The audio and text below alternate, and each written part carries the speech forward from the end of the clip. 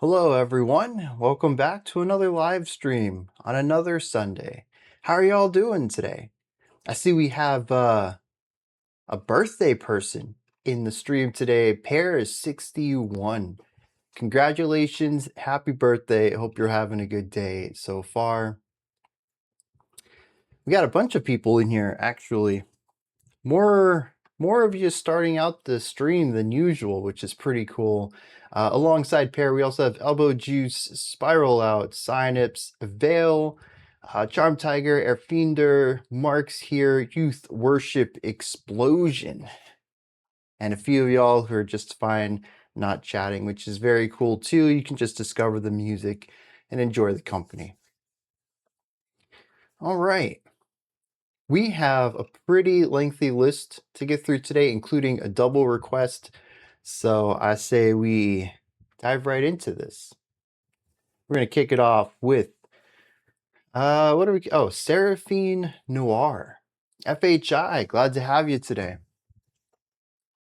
Seraphine Noir, the title is Schala, if I'm reading that correctly. Comes at us from Childra with absolutely no context. We're just going to dive in. The only context we have is this very cool low poly character here. I like the design of the outfit. Let's see what kind of music's going on with this. Let's check it out.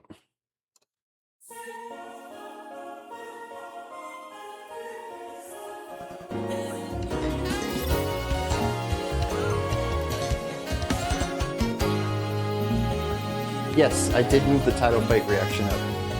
It'll be next, actually.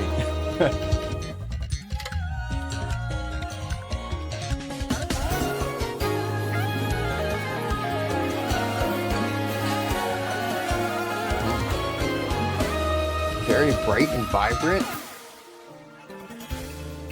Yeah, no problem.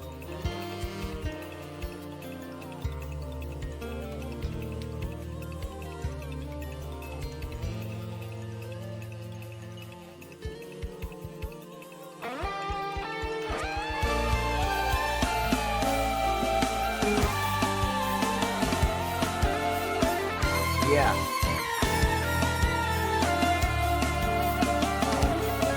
It's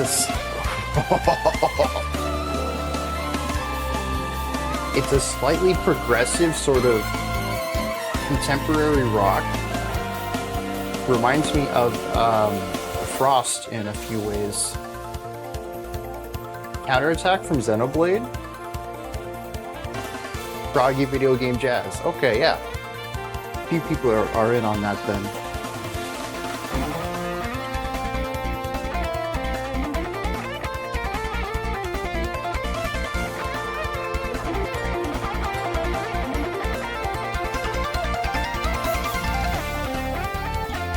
Definitely starting to see the jazz fusion angle on this though, that some of y'all have picked up on.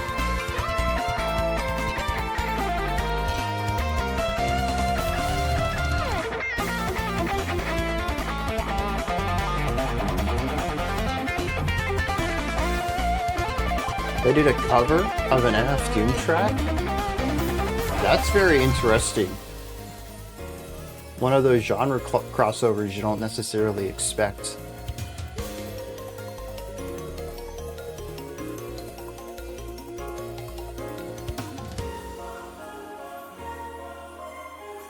Oh, man.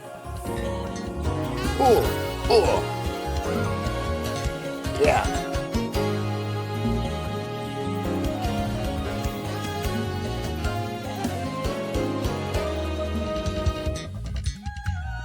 Dude.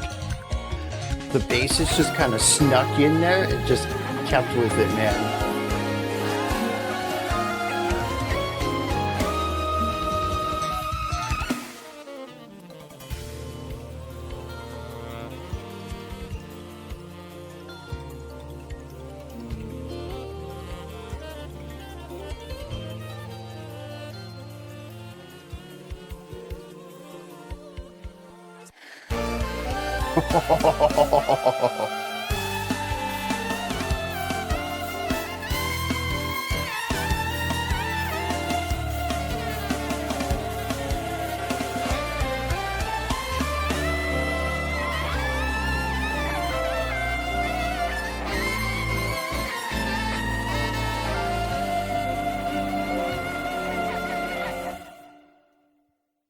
Oh. Oh, interesting place to wrap that up on. Yeah, okay, so gorgeous solo writing throughout. Absolutely love it. It's both evocative and fun. I think those two things are what stand out most to me about it. It's very loose. It almost seems uncaring and unfazed. It's not trying to be serious. It is just, I like this melody, I'm gonna play it. And there's no worries of if it's gonna sound good or if it's gonna convey things properly. It just feels so effortless. I think that's really the word there. But it's also impossible not to feel this. That's where the evocative thing comes in. It is absolutely what it is from start to finish. All of these solos are just fun and light and dexterous and vibrant. Generic jazz fusion. Is it following tropes? Sure, 100%. I don't think that this is standing out as something unique, but I don't think that's, and I don't think that you are either, but I don't think that diminishes this. The layering is phenomenal here. I love the bass work. I will say, though, that some sections came off what I would say is maybe a bit more production based than compositional based, which is interesting for this genre. You don't hear that too often. And it makes me wonder if Seraphine Noir is a single person project where this is all programmed. I don't think it is. The sax and particularly the bass work sound really human recorded. But virtual instruments are getting very good these days. And I think that this starts to blur the line and has me wondering. Felt like something I could play in a Sonic game? Absolutely. Sonic and contemporary jazz fusion, they go hand in hand ever since I'd say probably the 2000s. I think Sonic Adventure is really where that blending of sound and style started to merge. But yeah, 100% I can see that. In fact, I think I've said the same thing about Color Wheel, I think is the name of the group, and they're certainly in the same realm as what we just listened to. Typical chord changes, sounds, and solos. Pretty boring if you ask me. Okay, so you were diminishing it a bit. I didn't want to put words in your mouth, but I don't know. I think this is fun.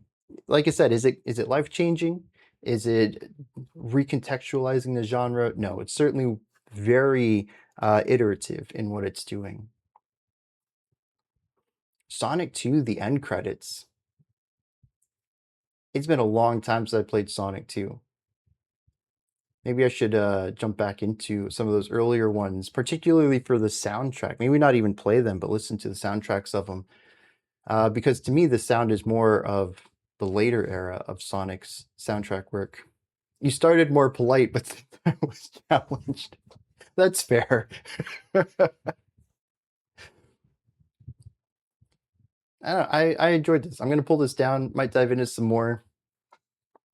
If nothing else, I think it is very laid back. Despite its energy and momentum, it's something that I could really listen to unwind after a rough day. It just has that levity to it. Startups from the top rope. Oh man, we don't get too many wrestling metaphors in here, so I appreciate it. I think we're gonna have a bit of a. Actually, no, this is the next one. Where is this actually? There it is. I think I passed it a couple of times. All right. Oh, Casino Nights. Yeah, actually. It's funny. As soon as I read those words, the song just popped into my head. Spoilers. Whoops, gave away too many thumbnails there. All right. We're gonna, oh shoot. I forgot to do all the little menial tasks here. All right. We got some title fight here. Funny that Youth Worship brought up coming from the top rope here. So we have some sort of fighting sports type thing in the artist name. The title of the song, this is a two-piece that's coming at us from Veil and Greed. I was shocked to realize that we haven't had any title fight on the channel in the 7 years Brian's been doing this. So I suppose an introduction to them is better late than never.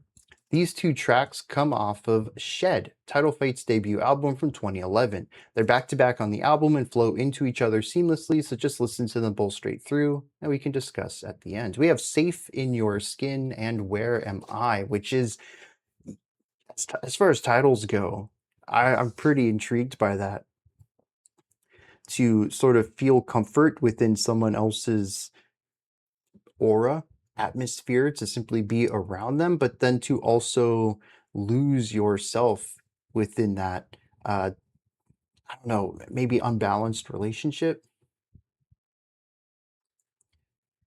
I feel like I'm about Fallujah and Brian not reacting to them. What are we talking about here? Did I miss something? The album cover is interesting. There's a lot going on in it. A lot going on. And it started out looking like photograph, and I think some of it, I don't think it's very blurry. That's the thing. But the texture work is fairly flat, which makes me think that it's painted, possibly.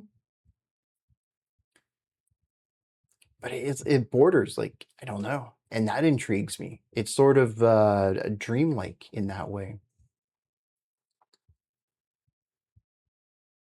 Greed would know more about the album cover. Looks like it's going to be a 360p YouTube video. That's a 1080p video. Maybe the thumbnail is low res and the video itself will kick that up a little bit. All right, 2 of their other covers were painted. Okay. Let's dive into this. See what's going on with Title Fight. Oh, the description of the song.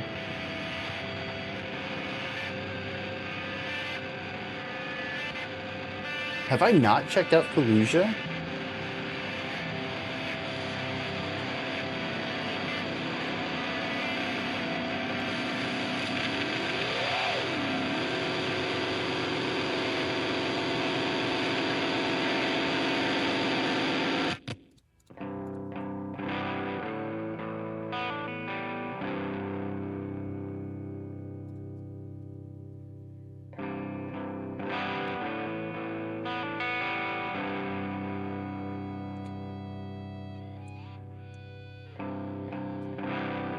It looks like I checked him out in February of 2025 on Livestream 151. And there's a possibility. Yep, I also checked him out in Livestream 52 from November 2022.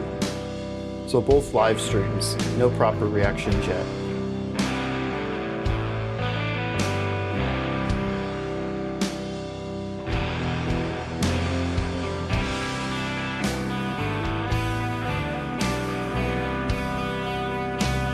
A little bit of like an emo indie mix. Surreal Americana, I like that.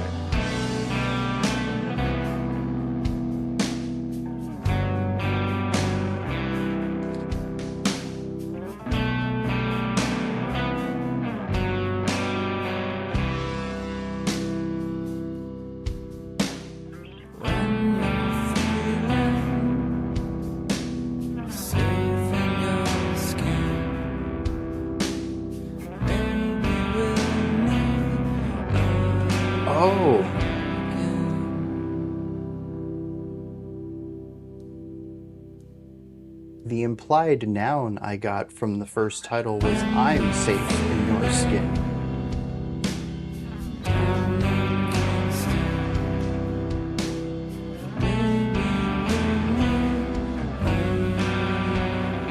Yeah, YouTube algorithm's pretty terrible. There's a search function on the homepage for any channel, and it searches just that channel, and that is usually infinitely more usable.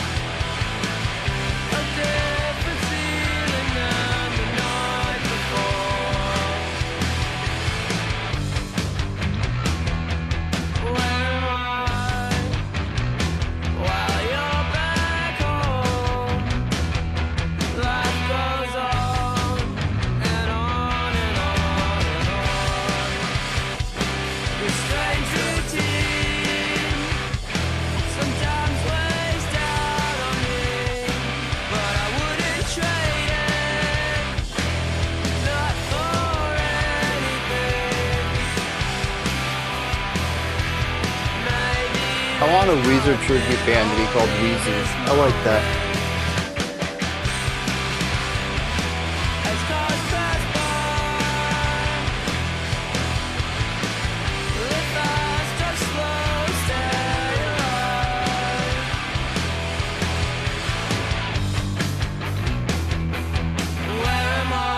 Easy peasy. Yeah.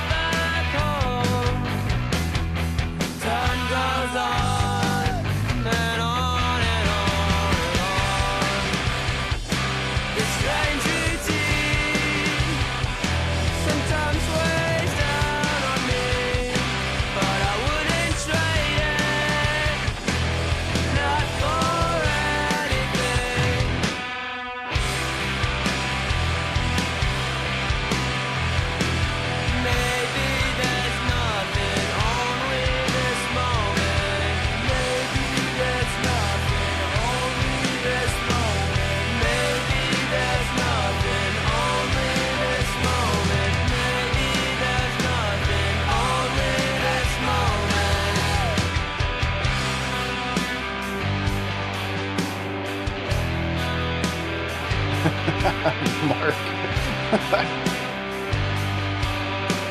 Yeah, the voice is definitely, I don't know if I'd call it stylistic, it's probably just his voice, but you do find many vocals like it within this realm of emo music.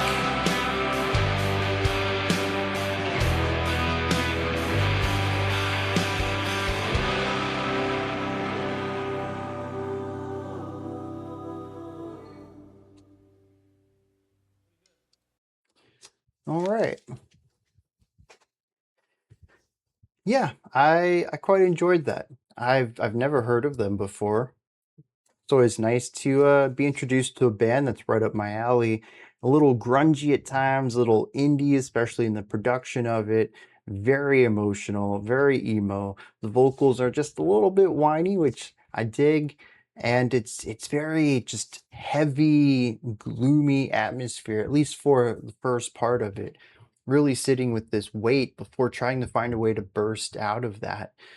And I think it does a pretty decent job of that. Never really focusing on the momentum, but focusing on a push away from where we began. I can dig all of that. On the technical side of things, there's really not a lot going on here, which is pretty typical for this. The vocals, they have their ostinatos that they follow. The guitars are a lot of chords, so we do have two different chord progressions split from split panned on the two guitar parts. The bass, a bit less interesting than the bass on the last track. This one a bit more straightforward, but still adds a nice presence to everything. It's what I expect and would want from this kind of music. Oh, dude, I forgot about the brief noise intro. I was actually a little scared given how we started with a lot of distortion and feedback. I thought maybe I was in store for 5 minutes of something noisier, more aggressive. Turned out to be something that I really liked. Surprised how unfamiliar Chad is with this band. Title Fighter, the blueprint for a lot of modern emo right now. And see, when did this come out? Because I wasn't even good. Oh yeah, 2011. That's right. Y'all mentioned that. I wasn't going to bring this up at all because it didn't even dawn on me until you just said that, but it feels incredibly modern. This could have come out yesterday and it would fit in with everything that's going on right now. So the fact that it is so much older, I mean, 15 years old at this point, I would never have guessed that. Even with the production, I feel like as mid-fi as it is, it still feels modern. It doesn't feel dated in any way. Rival Schools. I've not heard of that group, but if it's like this, I might have to check them out too. I feel like it's interesting because you know, my area of emo very much is based around the poppier, more mainstream side of emo, particularly in the mid to late 2000s. 2011 was 15 years ago. You made me, I guess 14 years ago technically, because it's, oh no, it's 2026. Yeah, it's 15 years. You made me double check my math because I was like, oh shoot, was it 15 years ago? But it is, dude. Like, how is that possible? I don't know. We had a running joke for a while at the turn of the century that the 2000s were just a few years ago. And I still kind of feel that way at times.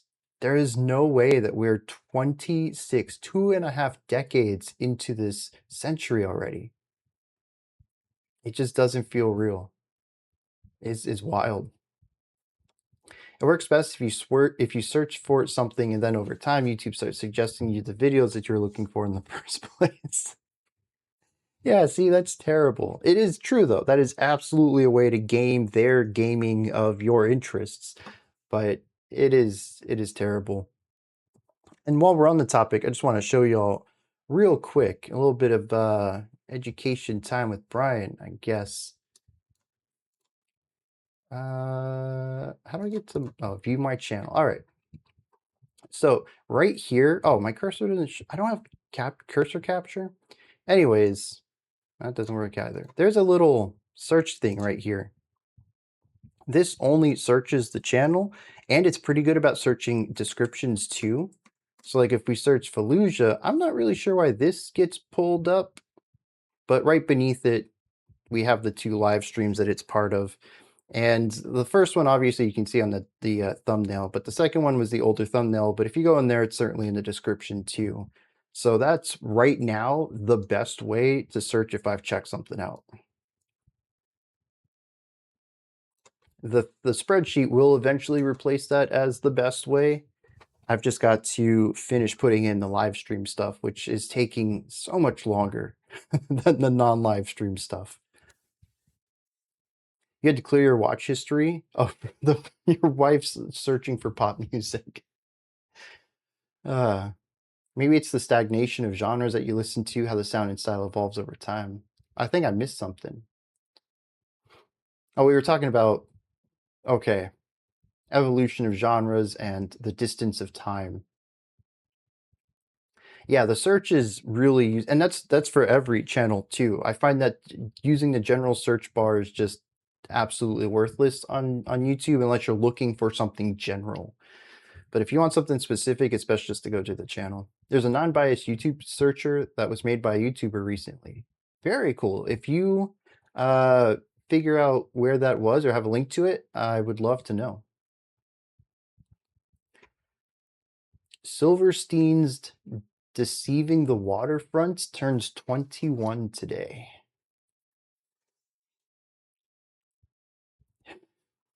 It's funny. None of these songs, like I have no relationship to any of them, despite probably really enjoying them if I heard them. But Senses Fail, I knew of.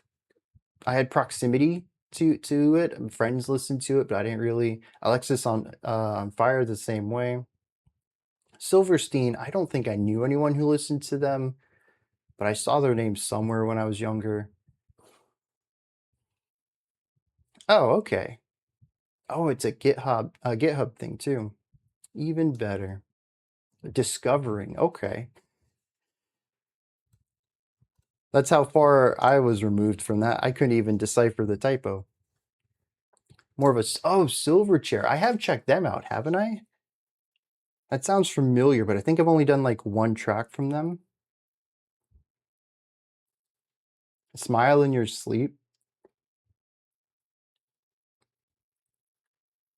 Another one I don't know. I feel like as much as I love post-hardcore and emo, I really need to take a deep dive into some of the classics. Like I said, I have such a narrow idea of emo. And y'all have shown me some newer emo, sure, and some older stuff. But there's so many classics from multiple waves that I'm completely oblivious to. I feel like I would enjoy Silverstein. I have to check it out. I wonder if I should. I'm kind of tempted. Okay, I'm gonna note that down. I'm not gonna say anything yet. I have way too many projects to want to take on another. But that one intrigues me. will be on my nursing home playlist. Yeah, I saw that you purposefully left out the embedded video on YouTube, I think. No, on Discord. That's what it was. Better late than never. Post-hardcore week, but it's only for Vale and Greed to pick. Feels a little lopsided for the patrons. But I think I'm going to run it anyways. I don't see too much that's bad about it unless I'm missing something very clearly apparent in the album art. I'm not usually one to say that an artwork or a music video that a band has deemed to be part of their experience of their music is something that I should censor. A Nickelback only week? That would actually be pretty fun. I think most of y'all would still come away not really enjoying Nickelback, but they actually do have some really cool stuff that's more than their radio hits that everyone knows them for. And I think in the hard rock area, they're not bad. I don't know where the hate comes from. So maybe some people's opinions would change a little bit. Maybe just a little bit, but it would still be a little bit. We have some Persephone coming up next. I don't know how to pronounce that title, and obviously I pronounced the artist wrong on purpose. Is Tim Charles the violinist for Neobliviscaris? All right, Vale, have a good rest of your day. Hopefully work treats you well. Ramstein made a porno music. Yeah, I don't remember that. Quarterback would be a great cover band for Nickelback. And he is. Okay. I'm not always great with musicians' names, but for some reason that was a connection in my mind. I'm not really sure where I would have seen that. Cover band for next band should be called Persephone.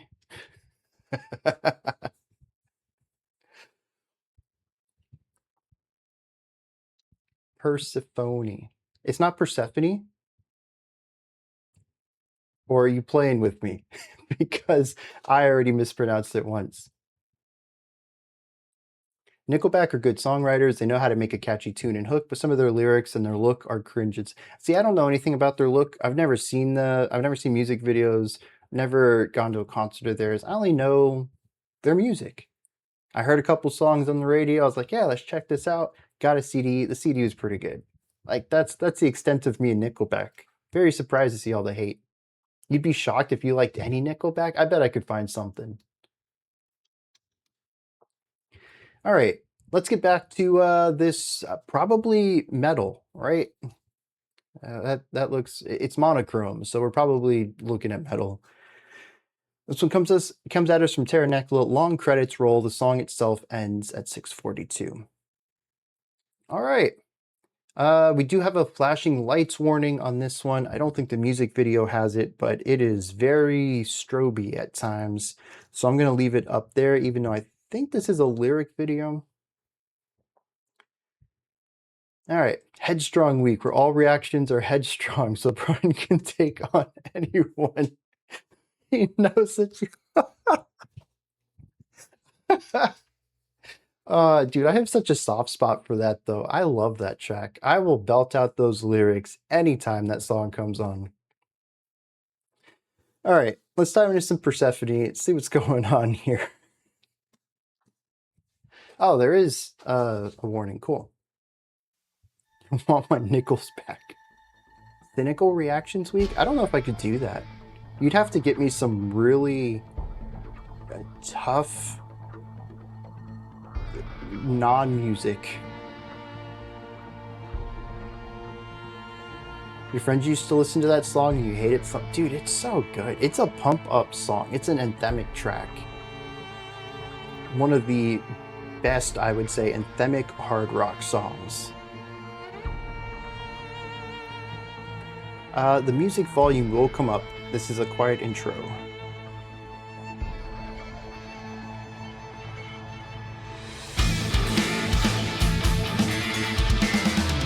Yes, Strange Music Week is going to be a tough one for me, I think, but I'm going to try to keep it critical and not cynical.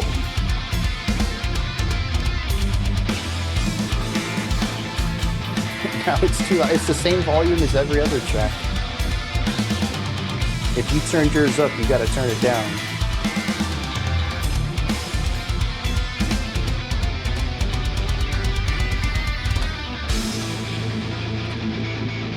Okay. There we go. I don't know the sign, but I can see myself in every piece of you, like a mirror that reflects 1,000 forms of me. Fragments of myself, you are as I am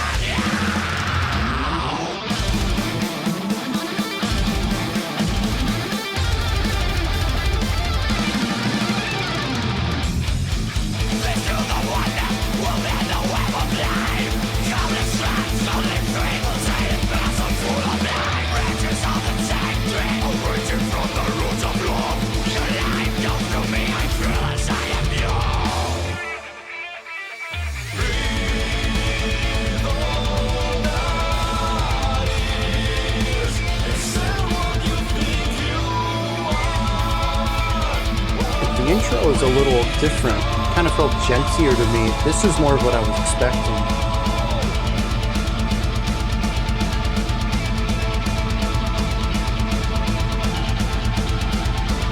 Yeah, I do agree that I wish YouTube could normalize volume.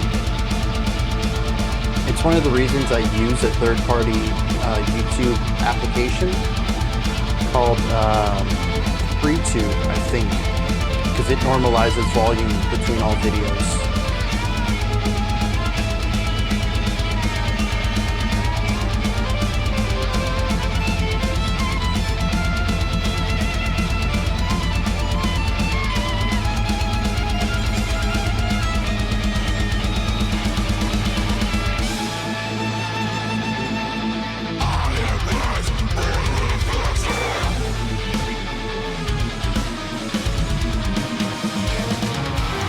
Video normalizer? I didn't know YouTube had one of those.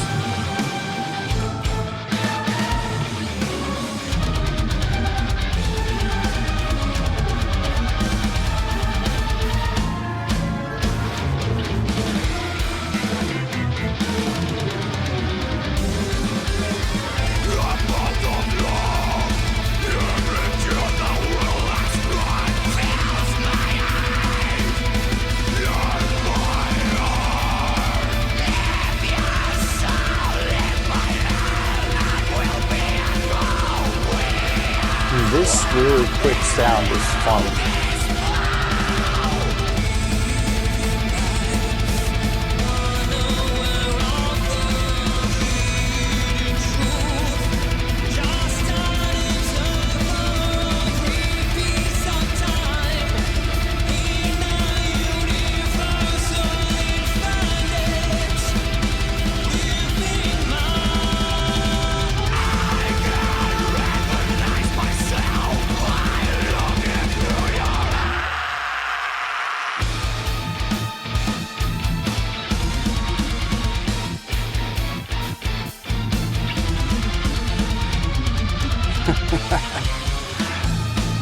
The string orchestra had to tumble down a flight of stairs for that section.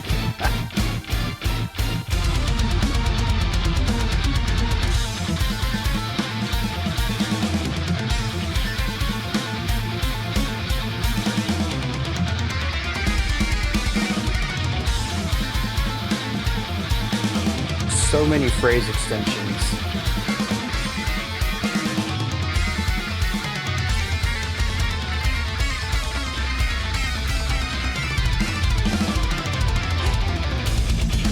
So ridiculous.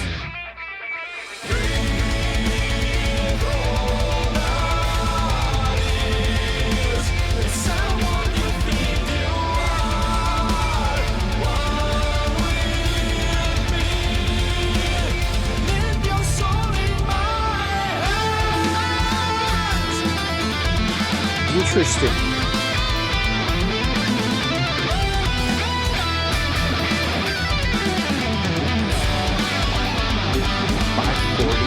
There's no way to separate. I can feel my other self in you. What a faulty self. You are me. I am you. The back and forth is fun.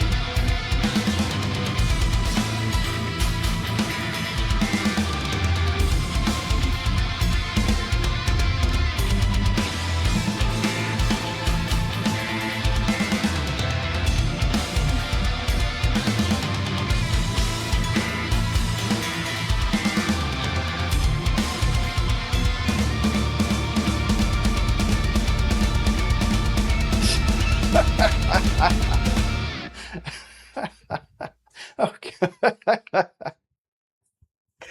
So I had mentioned this in the album review on Saturday for the band Gris, that they understood that metal does a really great job at extremity. And there's actually some cool conversation going on in the comments for that video regarding sort of what a better way to describe this possibly. Someone had mentioned liminality instead. But I haven't quite come around to that yet, so I'm going to continue to use extremity. This song does that incredibly well. The finale of this is stretched so far that it becomes ridiculous, but it is cool. It is done in a way that is, I don't know, how else do you describe that? It is just the rule of cool. Does it sound cool? Yes, then it is. Like, there's not a better way to describe that. But all of the phrase extensions in, I guess it was like 3 minutes into the track, 4 minutes into the track, we had the bridge, and we would have like this, I don't know, I'm just going to throw a random number out there because I did not have time to count all this. It's like 6 beats. And then you play those 6 beats, but with an extra 2. And then you play the 6 again, but then the 6 with an extra 4. But then you're going to tack a 4 on top of that just because you wanted to repeat those last 4 bars because they were pretty sick, so let's spin it again. And then you're going to repeat this and all of these extensions, but here you're going to repeat those last 4 over and over and over and over like 5 times because you're going to escalate the pitch on all of them. And it was just about, this is one idea we have, how far can we stretch it? Very interesting. The other thing that kind of had me chuckling a bit was that final clean vocal section. We actually dropped a beat early on, which made the snare accent feel off. It felt like it was on every odd beat instead of every even, so it kind of shifted the general like rhythmic focus of all this. And I was doing these head down beats with it, and then the accents were on the off beats, and I got kind of thrown off by that. But then the phrase ends and the vocalist holds out this word longer than they should, both I think on more of a linguistic element. The word isn't a really strong word, it helped you get to a core word, but also musically it felt odd to hang on to this because it was also a transition note into a key tone. So it felt really awkward, and all of this was because we cut half of a beat earlier. We needed to hold on to this one a half of a beat longer to line everything back up. It seems very awkward and unusual and unnecessary, but they did it. I don't know. That was very interesting to me. Overall, though, I think this is a fine track. I like the guitar work on it. The drum work's good, the bass work is good, the vocal variety is nice. There's a lot of different vocal styles in here. The use of the choir and the violin just elevate some of these sections. It is a very interesting mix between riff-heavy death metal and groove-heavy gent, in a way that's also very metrically focused, like gent tends to be, and giving this both a bit of a guitar-focused type of progressive writing, but also a rhythmic-focused progressive writing, all in a track that doesn't feel like it follows necessarily the typical verse-chorus pattern, so it has more of a progressive structure as well. From top to bottom, this just seems to be taking metal and pushing it to the next level.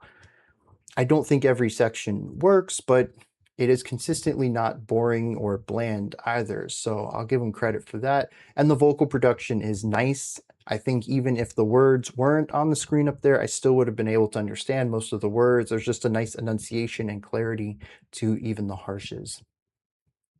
Entertaining, but not a fave. I can kind of see that. Yeah, there's a lot of good vocals in here. I think it helps elevate it and, once again, kind of keep it from becoming bland, although that's definitely more subjective. Monotone growls are very bland for me, and this is pretty much the exact opposite of that approach. All right. Always have time to allow talent some creative excessiveness, provided it doesn't become dream theater wankery, for want of a bride term. I like that phrase. I know it's definitely a term that you have to know terms to understand the term, so I try to avoid using those as much as possible, but I feel like in this community, it just absolutely delivers a specific idea very well. There was a kind of death metal in it. I knew there was some kind of death metal in it, but I couldn't pin it down. Yeah, it's very much in the guitar work at places, particularly the dual guitar parts. I thought those were very cool. And I liked also, I just thought about this too, in the penultimate section of this track, maybe it was the final section, the left guitar is very groovy, kind of working within 2 pitches and just rhythmically grooving with those. Very genty, but this guitar over here is certainly thrown down some death metal riffage, and we're kind of bringing the 2 worlds together pretty well. More gent for the gents. The chugs in it sound like a wet noodle, which is the case for distorted metal. That's an interesting description there. I can't say that. Well, I mean, I guess it depends. There is certain times where chugging just feels ineffective. I don't think I've ever associated it too much with the sound of it, though. It's usually just that the composition to me isn't that interesting. But I get it. I frequently have that opinion of chugging. So, all right. Next up, we have some Andrey Kuzmin and Victor Krasnukotsky. This is the track Necross from Vangers. I thought Vangers was yeah, this is the Necross theme from the Vangers video game soundtrack.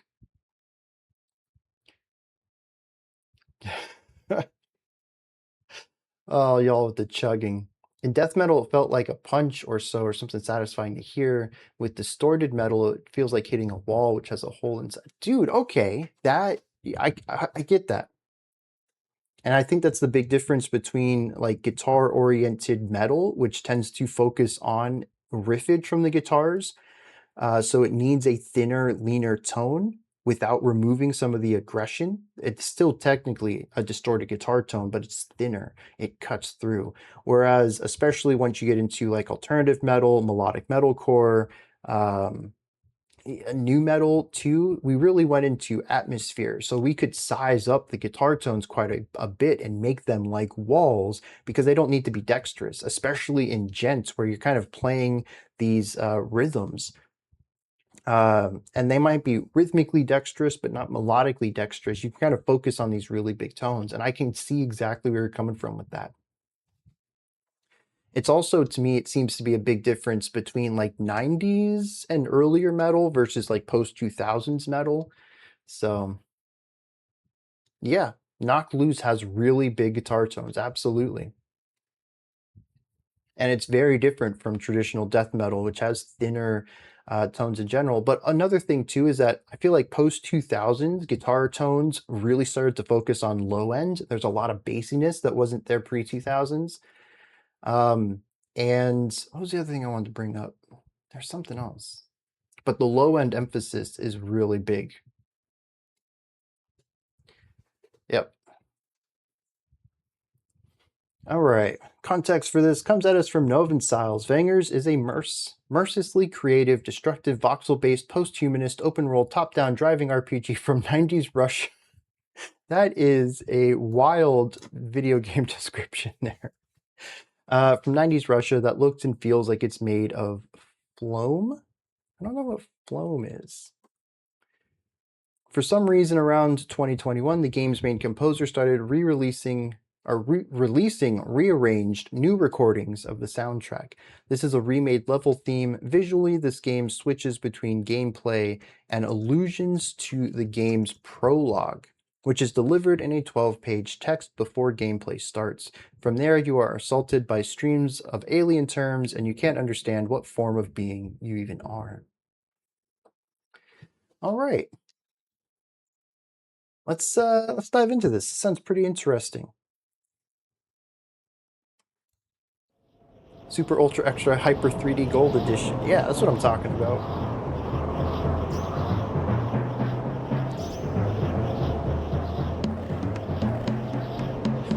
Six of the 12 pages of text are just me reading the context for the song.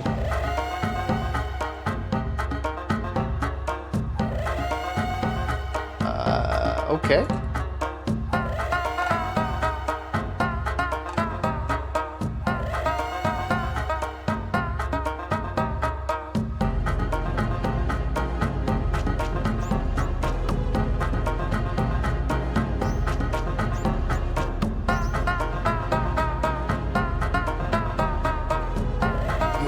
There's a lot of modulation of pitch in here. It's not dissonant, but it isn't traditional consonant harmony either. It kind of sits somewhere in the middle.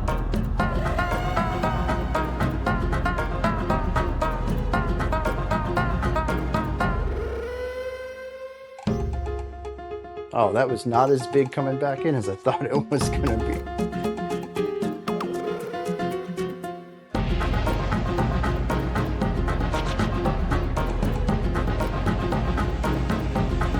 It's interesting because it sounds,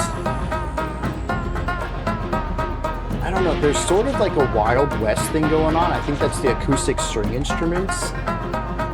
So there is this expansive unknown, the adventure of discovery in here, but it's twisted into something a bit alien, like an alternate universe of what this type of folk music might be.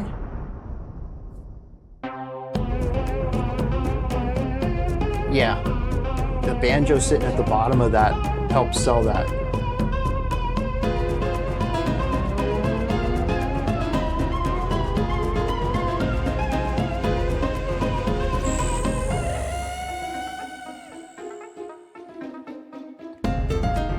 Yeah, and I do think that's a part of it too.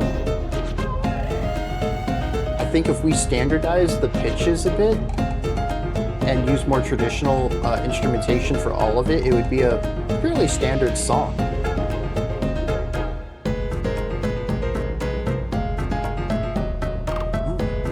Interestingly, there's almost a jazzy exploration of harmony, particularly in this solo, but throughout.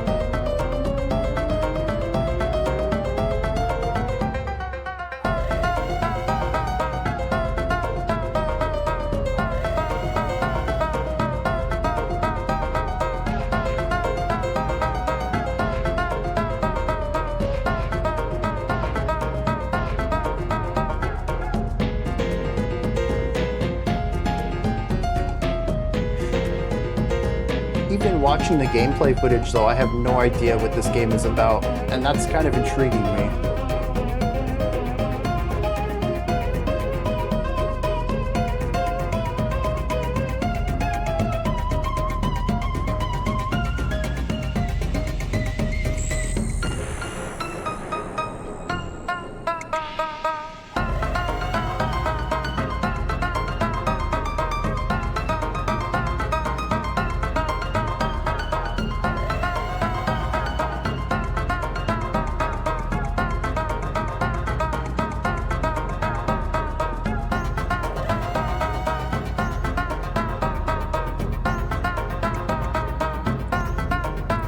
Yeah, I agree.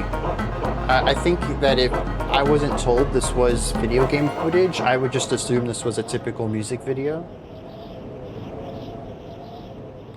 Expected more variation coming from the first parts. That's something interesting too, is that I felt like we had the first section, which was a little more out there than the second section, although I do think that maybe I'm just acclimating to the oddity of it all.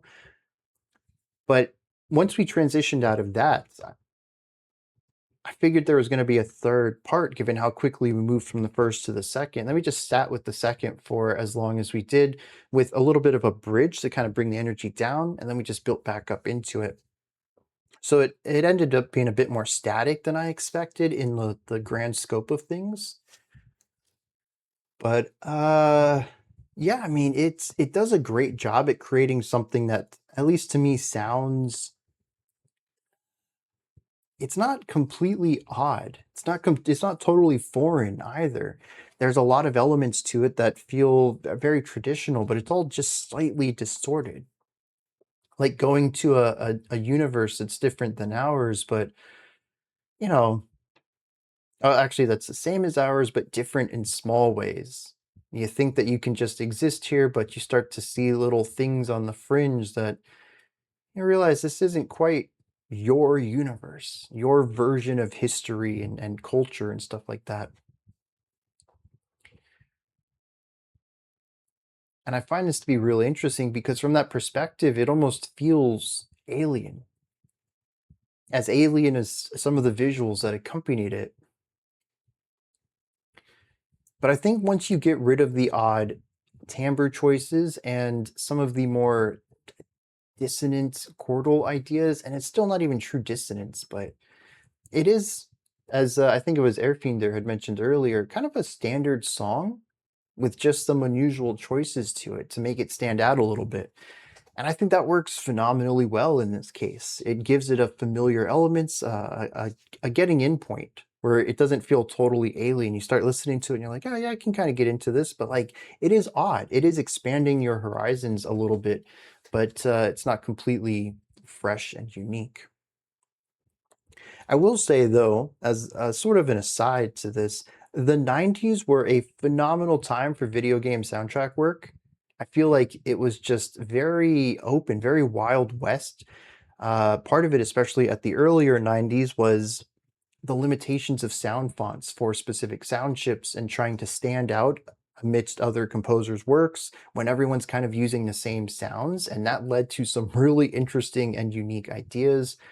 But also, video game soundtrack work hadn't quite been influenced by Hollywood like they would years later, specifically post 2006 or so. And they just had a unique flair all to their own with influences from everywhere. And I feel like this is a good embodiment of some of the stuff you can find within that realm and that era. Not dissonant, just not a Western scale. Yeah, yeah, that's the phrase I was trying to find but couldn't. Because it's not dissonant, it's just not, I said traditionally consonant, but traditionally Western consonant, yeah. I love this style of weird old game with crappy graphics. There's something very endearing about it, I agree. All right. Something's a little off here, I think. Hopefully all this lines up well. Nope. Did this fix it? There we go. All right. You already had this game wishlisted? Don't you love that? Man, this album sounds great. This film trailer looks cool. This game sounds interesting. Oh yeah, it's already on my backlog. Past me was already interested in it, and somehow it's completely fallen out of my radar. All right, we got some Grand Cadaver next. I think we're going to head back to the realms of metal here. Wait, something else is still wrong here. There we go. All right, this is accurate now. Curse of the Brian list spreads.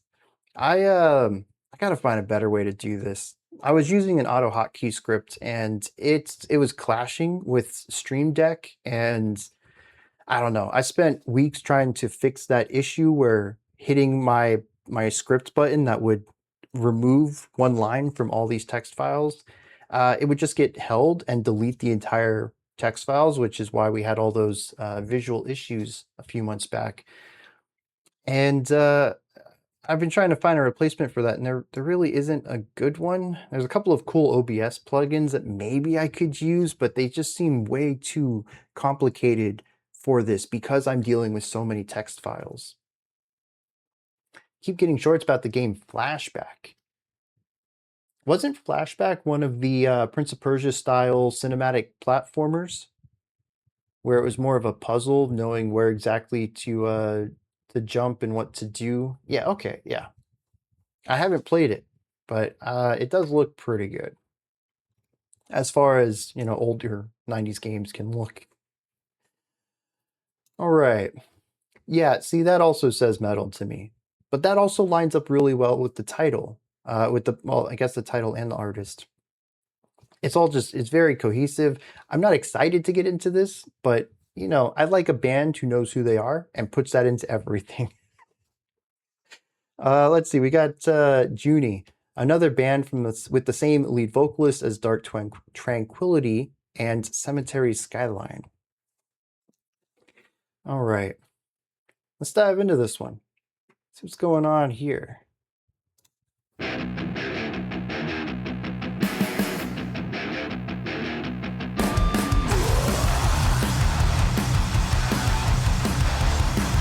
Yeah, they were, well, I know Prince of Persia was rotoscoped. I'm going to assume that their contemporaries were also.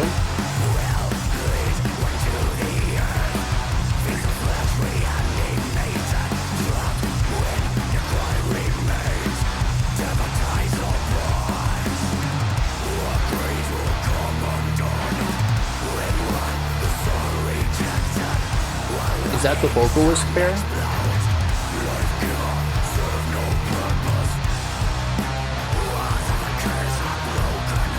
I'll keep that in mind, Skyweb, if I still can't find something in the next couple of weeks.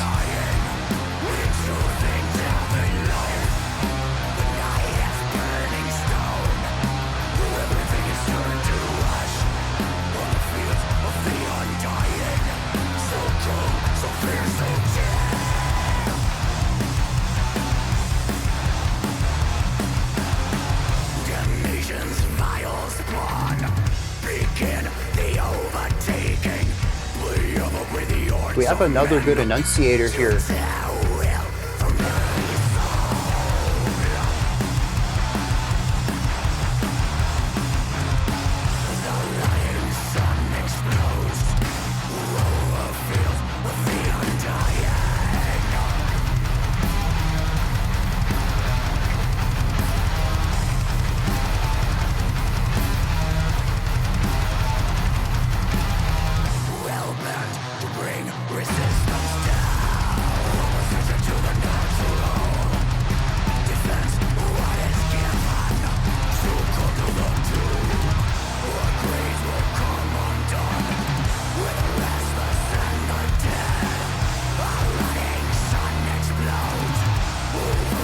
I don't think I've heard anything that would be trill-like so far. But also, I don't know that I would use trills as a word for guitar work. I'll explain when this is over.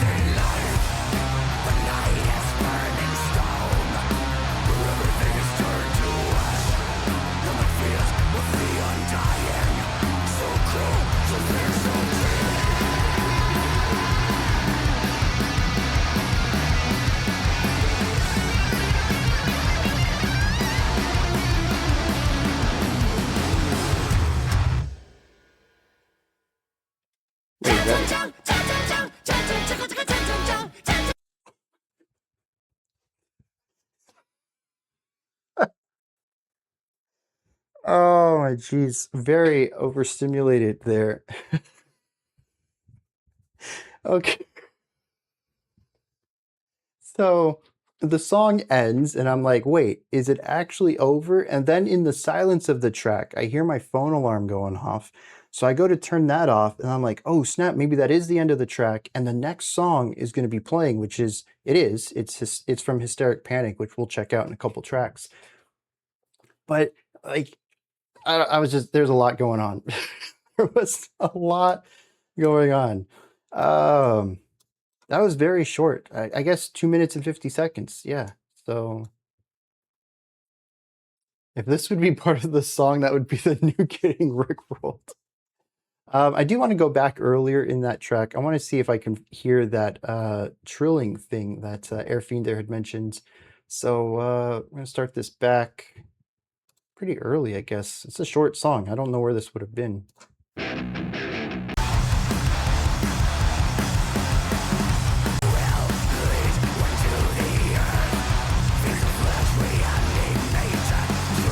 Again, there bar.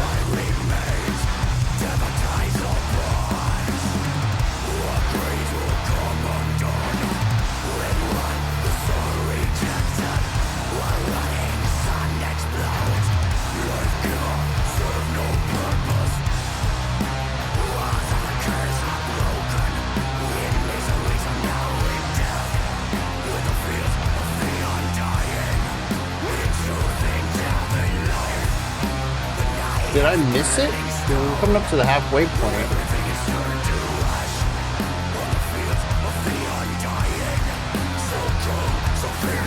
I did miss it. I don't know what I'm looking for then. I mean, high notes, but I don't know. For some reason, I'm not hearing them. A trill, though, is just rapidly moving between two notes. Usually, it's a step higher and coming back down, but you can trill between any two notes. And so usually in like a trill, I would think more of woodwind instruments, though I guess technically the phrase does work for guitars. But for more guitar-focused terminology, you'd probably just say a really quick combination of hammer-ons and pull-offs is typically how you'd get a trill sound out of the guitar. Tap burst. Yeah, yeah, like if you're holding one button and then you tap the other one real quick. Yeah, pretty much the same thing. I said button, whatever. String, the fret, and then you tap the other one real quick, yeah. Put a trill in a new one, use the pick on the next fret, yeah. So yeah, if that's what you heard in the track, it was probably a trill. Return to aggression and rougher sounds is quite trendy in recent years. Is this a new album? 2020. Okay. It certainly feels a bit older to me. Maybe that's just because my framework of modern metal is very poppy or technical. Those seem to be the two things that are really prominent right now, at least in my relationship to modern metal. But I mean, if this is coming back, I guess everything happens in cycles. The sound is early 90s Swedish death metal. Okay. And see, to me, this sounds very 90s. Maybe not necessarily Swedish, but it does feel 90s to me. And it's, yeah, I'm kind of right there with you, Synapse. I don't know too much about the death and roll, though I can kind of see where you're coming from with that nomenclature. But it certainly is a bit too simple. It's very caveman metal. Like it is heavy, it is aggressive, it feels ragey. If you just want to get in a pit, this song works. But for casual listening, it's kind of missing anything that's going to hook me in particular. It kind of stops at just being aggression rather than having interesting ideas. And that's not to say that the riffs aren't good. Maybe the lyrics are also interesting, but that I'm not usually a riff guy, so it's got to grab me with melody, and it's just not here. This is hyper focused on just being heavy and angry, and it does a great job at that. Poppy did go metal. Okay, touche there. Yeah, caveman metal I think is a really good way to describe this. Also known as Swedish man from the 90s. Just not this, where it's more bluesy rock and roll. Interesting. I don't know that I feel too much of that blues rock and roll vibe to it. Maybe it's the slower drum work on it that's kind of giving you that sounds. The production is very modern. Yep. 100%. It's got that that pizzazz, that sheen on it. It's not quite as compressed in as a lot of the 90s stuff is. Although there is some very clear 90s death metal too. But I feel like on the whole, the median element in production on the 90s, was more compressed down. Groove metal, yep. I mean, this song is really easy. It's like you don't headbang to it. I mean, I guess you could, but like for me, it's like it was a gentle sway, which is an interesting way to describe moving to something as aggressive as this, but it does have a fluidity to it. Literally the same guitar sound as in Tomb's album. The caveman groove. But yeah, I think this is a solid track here. If this is what you like, it's a good revival of the sounds. I'm not the audience for it, but it doesn't mean that it's doing it poorly.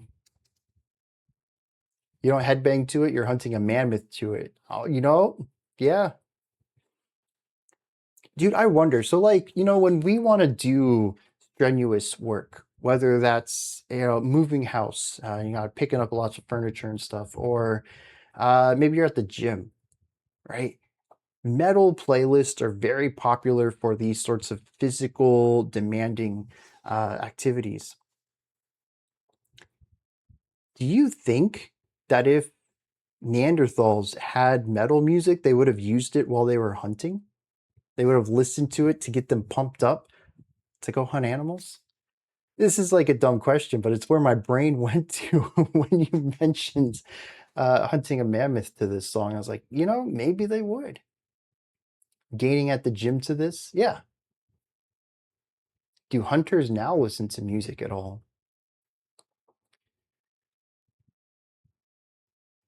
You know, I kind of, there are, of course, people who go hunting. It's not like something I'm oblivious to, but it's just not something I think too much about. Mad Max Fury Road. Okay, touche. Fiction, but yeah, music is still a big part of amping yourself up in that. Probably had their own version of metal. That's true too. I didn't even think about, you know, maybe more primitive folkish types of music that might be used as pre-hunt rituals. You just need songs that make you energized, which means it's got to be fast and grand without any heaviness. Very interesting. And that was a typo. I completely missed that, but yeah, that's what Shading mentioned. Less metal, more bolder, probably. We need a Mad Max themed death metal band. I'm sure there's got to be one out there, especially after Fury Road's infamous car chase scene. Music's probably not too effective unless the animals are deaf and already make loud noises. I mean, my hypothetical would also assume not only that they had metal, but that they could listen to it quietly. Headphones or earbuds, if you will. Oh, the stoner pun. That's clever. Yeah, the cavemen are wearing headphones. I'm glad we're on the same wavelength there. You know, if we're being anachronistic about this, we're stretching it all the way. Music in ancient times was far more achieving ecstatic states, like trance. Across the board, though, like every single culture and region, because it would, I don't know, it makes sense to me that if there's music for all sorts of rituals, all sorts of events, and not parties, but engagements, there would have to be one for pre-gaming the hunts, just like there would be ones for pre-gaming a war or battle. Rock music evolved from stone music. Yeah, okay, so there is tribal hunting music, yeah. That's what I was saying, like, of course, you know, trance is a meditation, 100%. That's been there for so long. But there's too many depictions of, I mean, I'm even thinking of something more localized to me, you know, Native American practices and when and how they used music. Granted, you know, we're talking about within the past 1,000 years, 2,000 years, not quite going prehistoric, but definitely a lot of uses for music. Didgeridoo would make nice club music. I kind of agree with that. I don't know why. I gotta hear it now, but it feels like it should work. the tribesmen got high and made music that way. The Beatles were just repeating decade-old practices. All right. Very improper. That's a good typo. All right. Let's get this going. We got some Xanthochroid. I always hate pronouncing that name. I don't think I updated anything there. All right. This one is Of Gods Bereft of Grace. Comes at us from Infinity. Xanthochroid was formed by a group of students from the Berklee School of Music. They refer to their style as cinematic black metal and have written an extensive lore that their musical concept is based on. I had a hard time deciding which of their songs best encapsulated their sound as it crosses multiple styles of music. Of Gods Bereft of Grace is a track from their second act of their epic Of Earth and Axon series, which spans 2 albums or acts. There is a lot of words to that one that says that this is grand. Huge scope right here. Let's dive into it. See what's going on with them.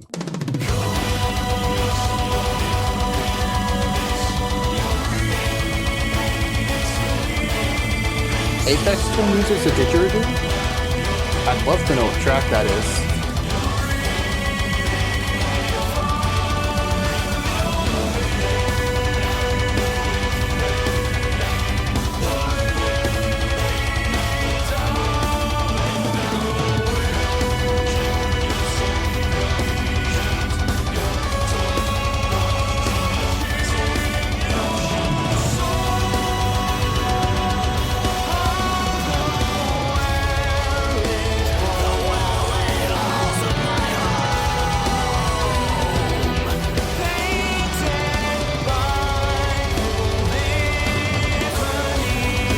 Very adequately named Apex Twin track. It shouldn't be that hard to look up.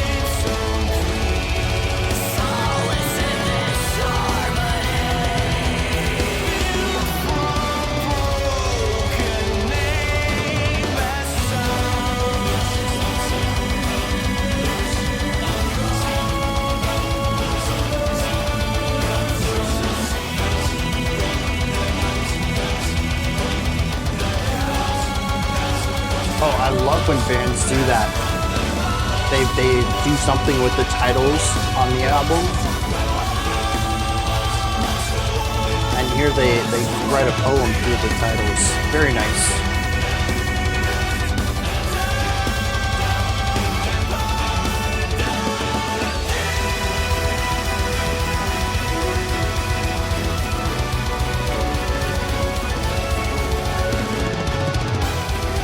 Do you have your own music that you want feedback on?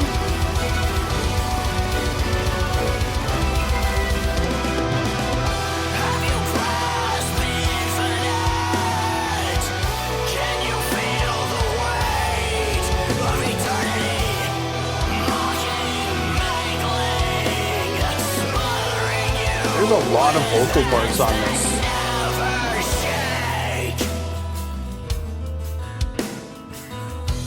Ooh, cool bass line too.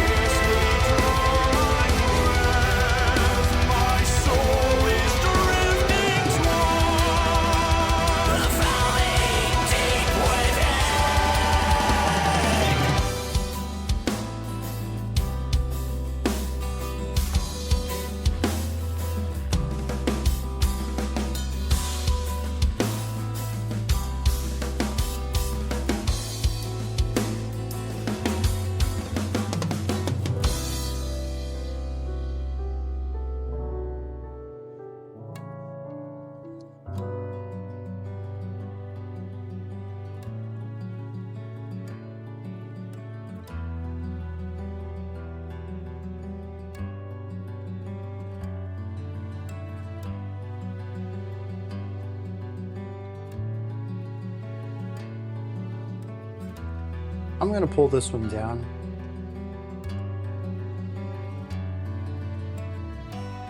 This is one of those tracks that has potential. It hasn't quite grabbed me yet, though it's not over.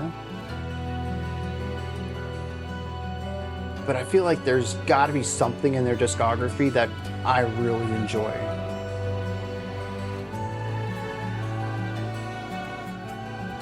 Okay, yeah. Youth Worship Explosion, also some solid ideas.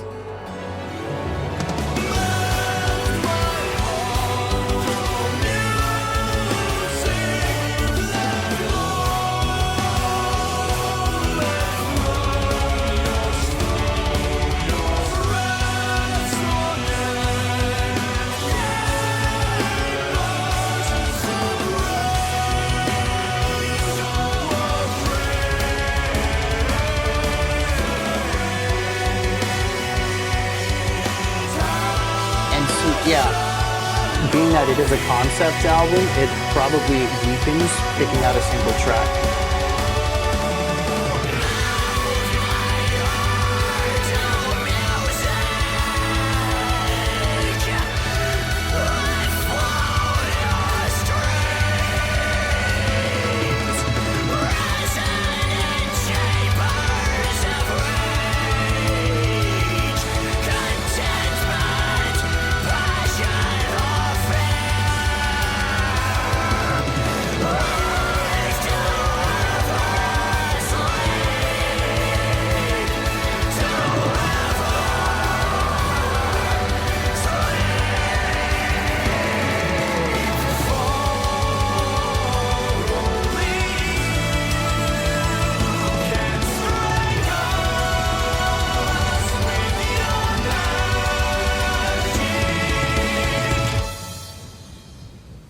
Oh, is that the end?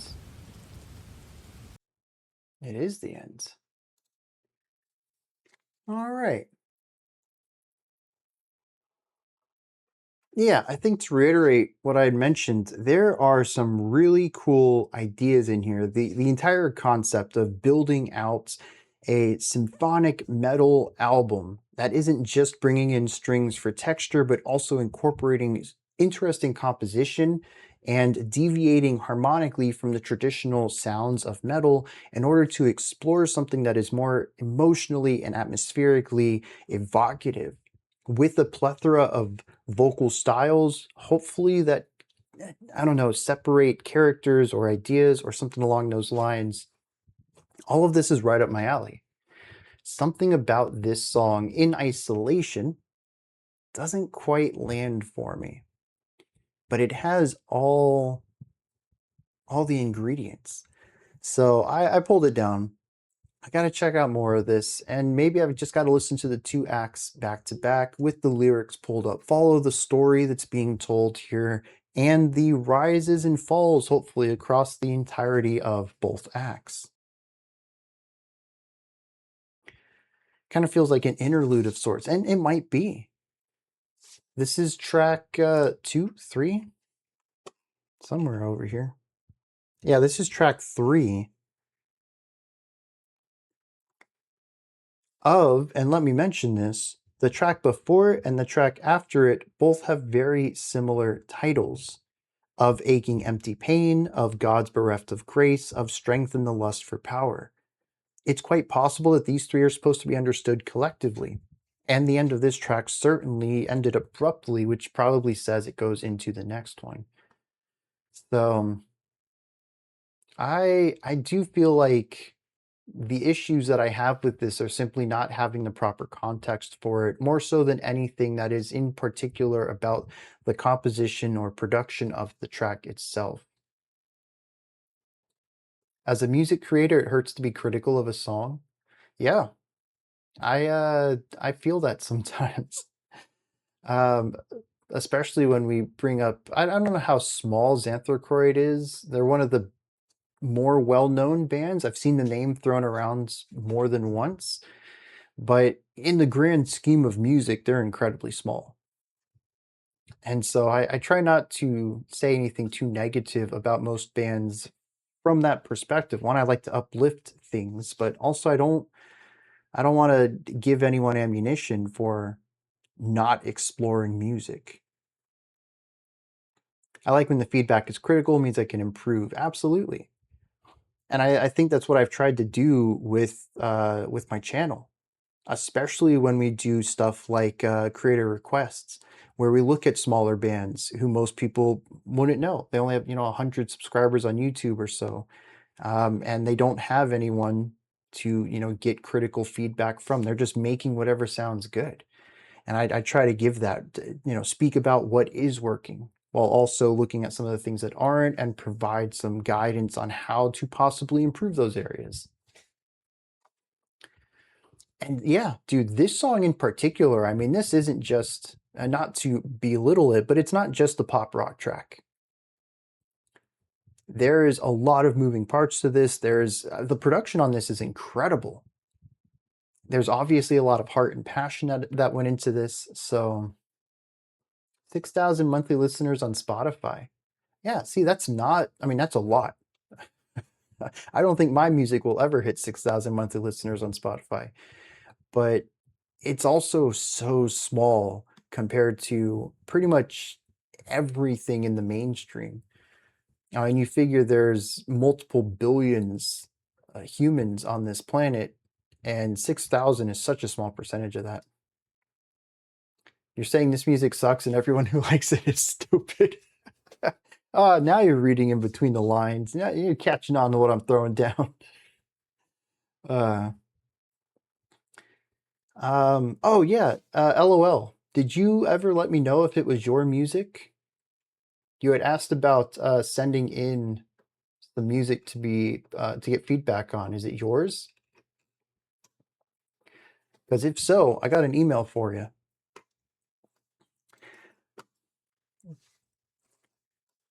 All right. Oh, you just joined a Discord? Sounds good. There's a lot of good places in the Discord for sharing music, getting feedback on personal music, sharing your own music too, I suppose.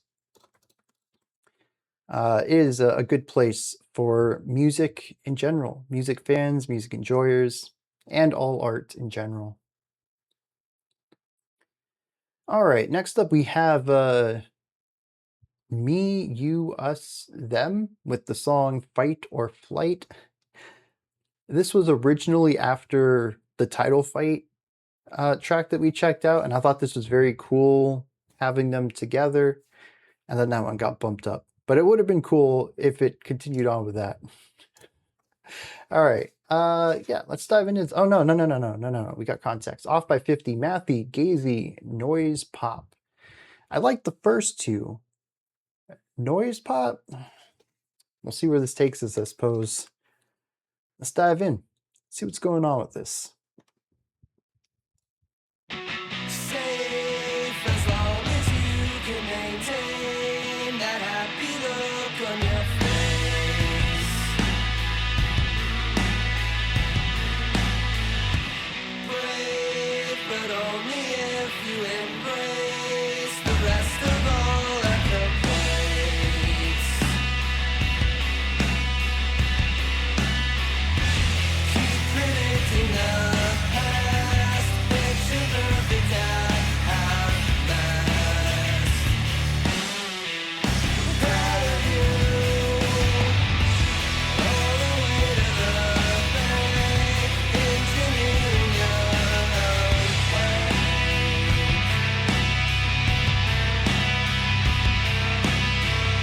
Safe as long as you can display a single act of restraint. This is very awkward rhythmically. Fake another face you can blame to give yourself a new name.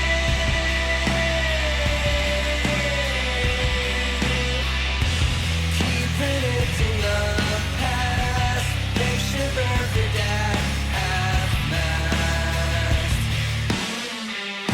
Proud of you, every line is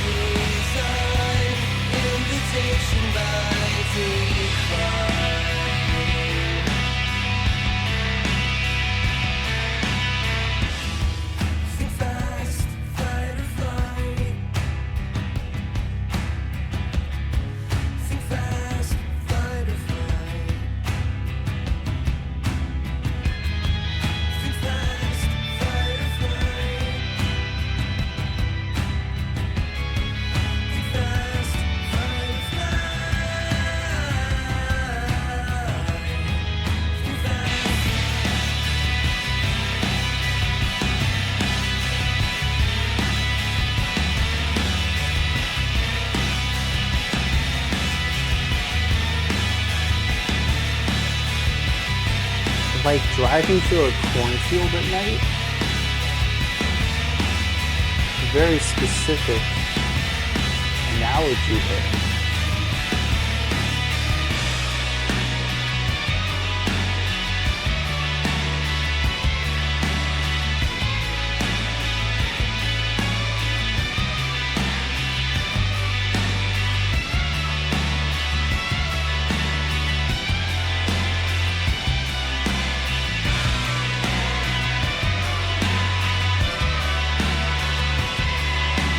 Yeah, the album art's interesting. I'm trying to figure out what's being conveyed here, though.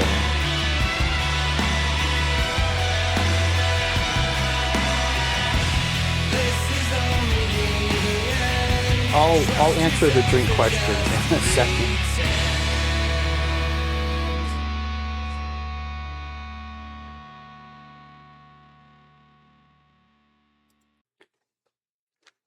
Yeah, that's a solid grunge track. There is some mathiness in the verse, which I find, I don't know, it's almost too busy. It tries too hard to be odd, and it doesn't come across as effortless, which may be purposeful. They could be trying to create something that feels off kilter or unusual to make an illusion drawn to someone who feels outside of their depth, outside of their, I don't know, comfort environment. I thought it was like you can grow into it, you can get it, especially on the second verse. I don't think it was as bad, but it's still very awkward. And maybe that awkwardness is purposeful, as that lines up pretty well with the semi-awkward vocal delivery at times and the heavy tension used in the harmonic side of things. So all of that kind of comes together into something that feels, I don't know, coming of age almost, trying to assert yourself and be someone more, but not really knowing the way to do it. Oh, thank you, Candelesian, for the gifted tier 1 sub. So much of a PF, so much PF, oh, so much of a band, so I can't quite place. Need a sub alert? I don't know how to do any of that. It's been on the back burner, but learning streamer bot is something I need to get around to doing. The PF edition. Yeah, I thought it was like some cool acronym or something. Thank you so much, dude. I appreciate it. Feels like a good representation of the music. The album art. I'm a popular Twitch man now. Ah, jeez. And like I said, I think it all kind of wraps up together into a tidy bow of awkwardness from start to finish. And this is just, I don't know, further explored in that bridge. Just the rising tension of these pitches. I want to like it. There's a lot of elements in it that I do enjoy, but it is certainly a bit more on the noisier side. I'm going to pull it down. There's got to be something else in here I like. Maybe this is just one of their noisier tracks. There are parts that grab me. Now, thigh nips. The reason that I made some faces at my cup is because while I was drinking, I noticed a black speck at the bottom. And it was underneath the cup. And I felt it, and it was kind of rounded, domed on one side. So I thought maybe it was a rubber stopper, something that would be underneath, I don't know, something. I guess my music keyboard here has some rubber feet on it. Maybe one of them came off. And I was trying real hard, and it just wouldn't, I couldn't get the adhesive to loosen to pull it off the mug. I don't know if this is actually going to show up. It is a little pink gem of sorts. Oh wait, I don't have autofocus on.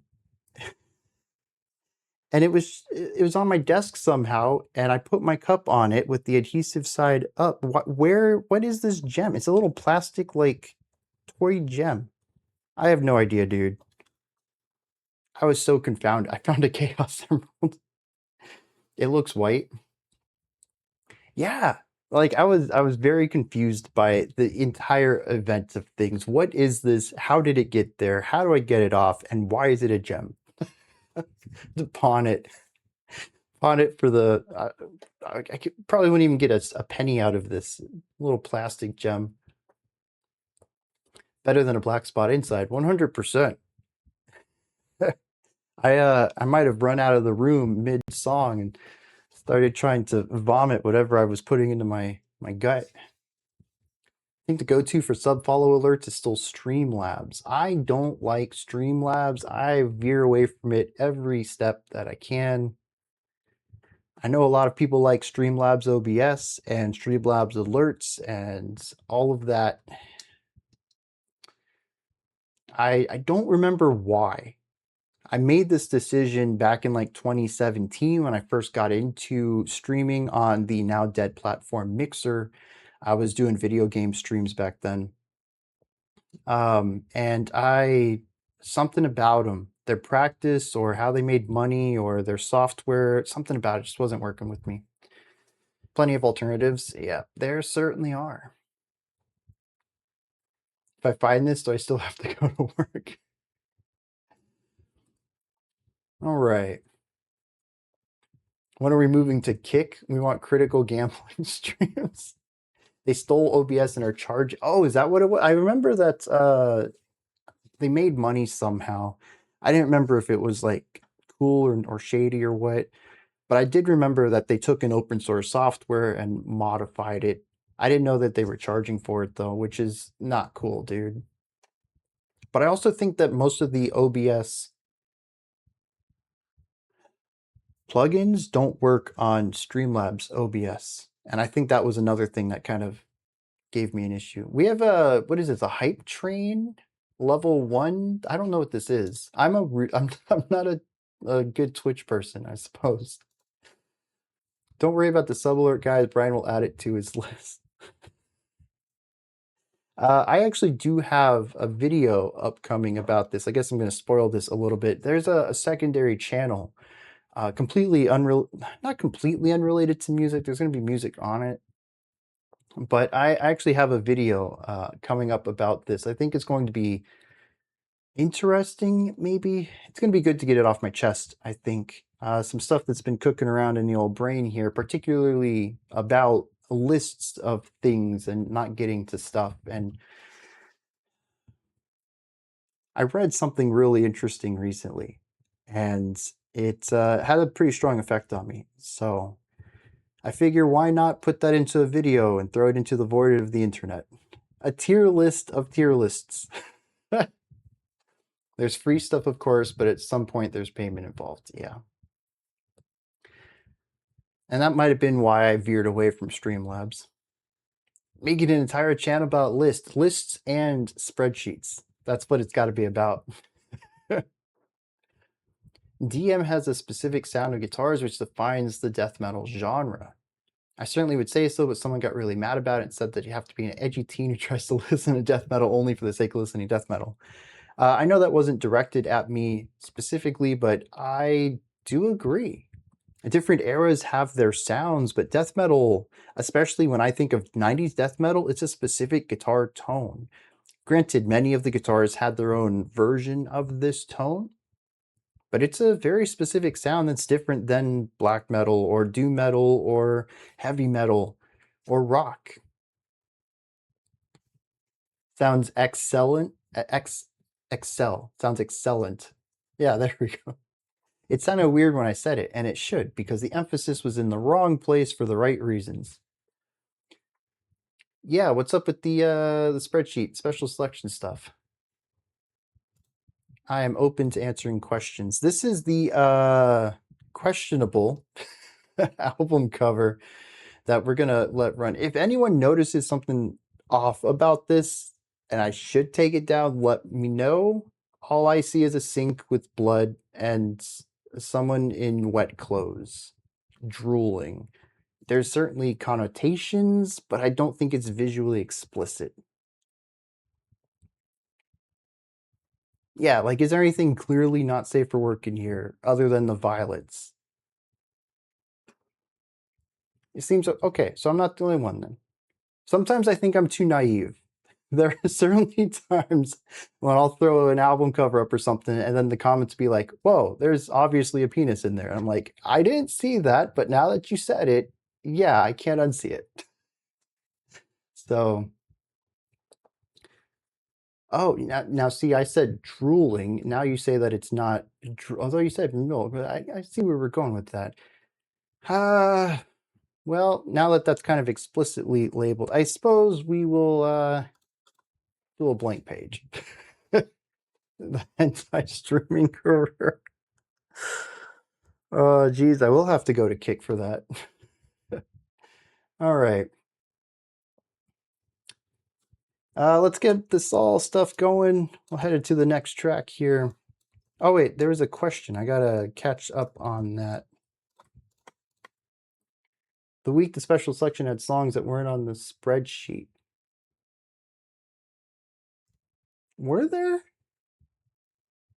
I don't think so. There was one song that I bumped up because it kind of was a mix of, it was a special selection, but it was also a creator request. So I bumped that up to this Friday. But other than that, I don't think there were, well, even that one was on the spreadsheet originally, though.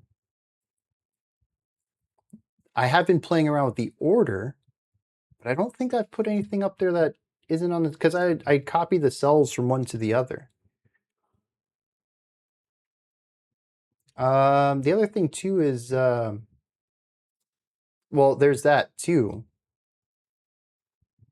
Yeah, okay, so that's what it was. It was the order? Okay. Yeah, because over the summer, at the tail end of the summer, I got a lot of double requests, multiple 60-minute long songs. And given that school was going to be coming in soon, I was like, okay, I'm going to hold off on those and we're going to start doing them last week, actually. And that's when we did one of them. I don't remember what it was. It was a long one. We have another long one coming up tomorrow, Babel, which is like 59 minutes. And I am going to spread these out over the weeks too, because I'm not going to do 4 60-minute special selections in a week. That's ridiculous. But for the next few weeks, we will have some very lengthy special selections. So like I said, I'm playing around with the order a little bit just to ease things on my side. If you don't like it, make your own channel.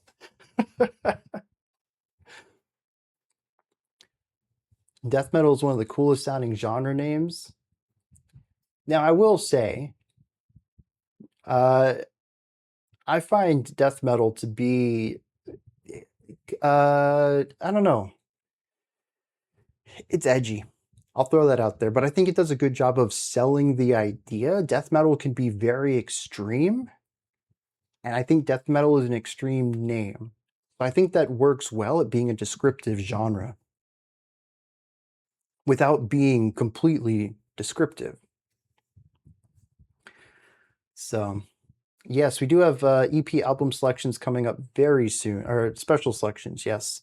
Now that school's in and I can get back to my old recording schedule, I'll be putting that video up. It'll be this month.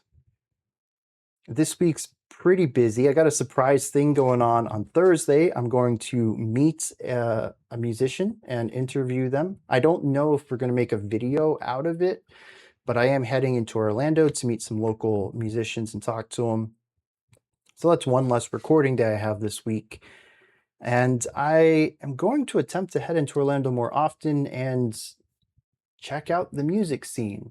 I haven't been there for so long. 2020, just, I don't know, you get holed in for 3 months and then you just kind of build your routine around staying in your house all the time. So I think it's time I venture back out.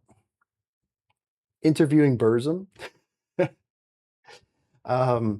So anyways, I feel like this is a start of things that I'm very interested in, excited to do.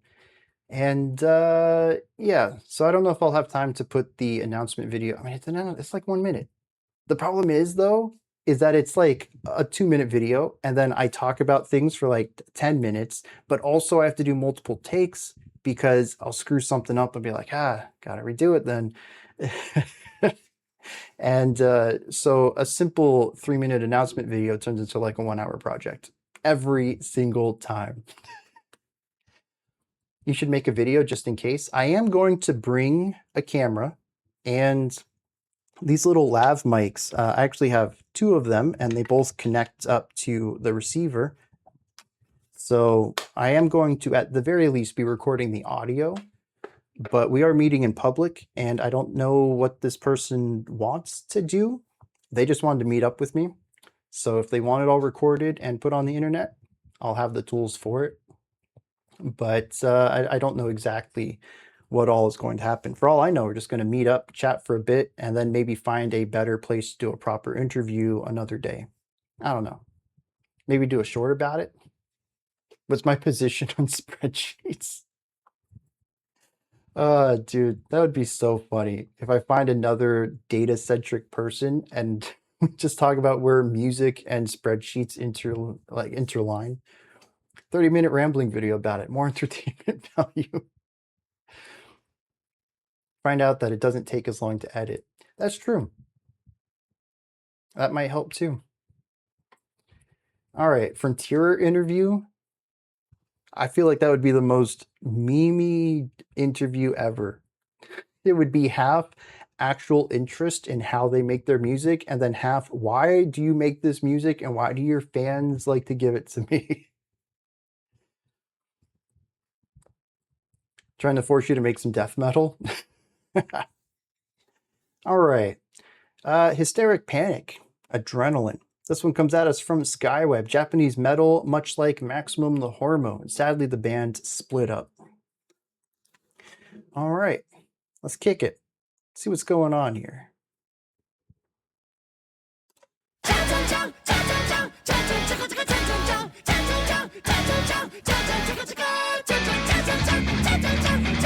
If they literally said, I just like to make weird noises, I'd accept that.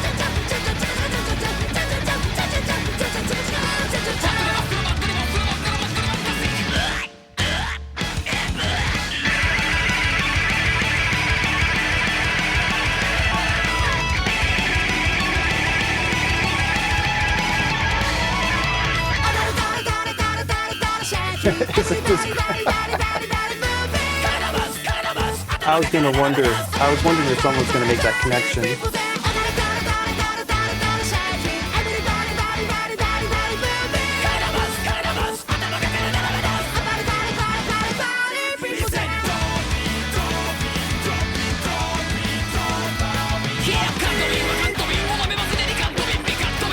So they have 3 vocalists minimum, right?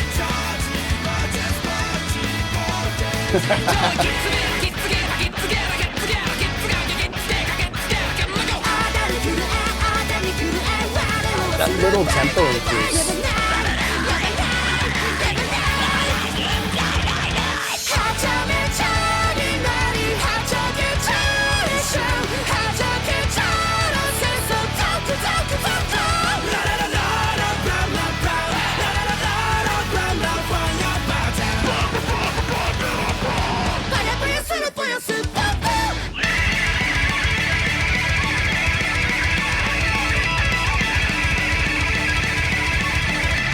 Almost power metal.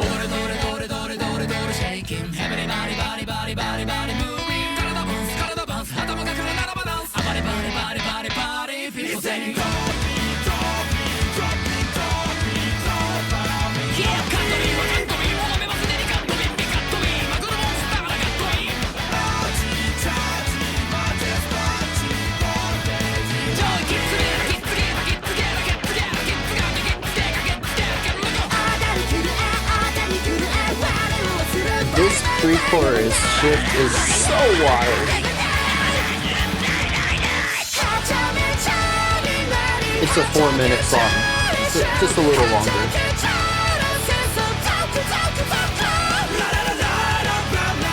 Oh!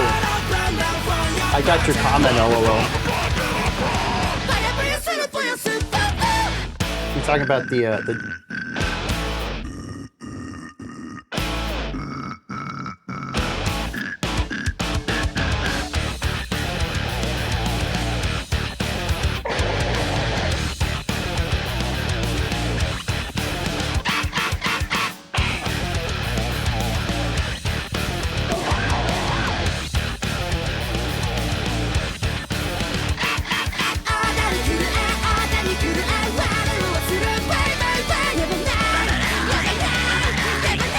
What is this?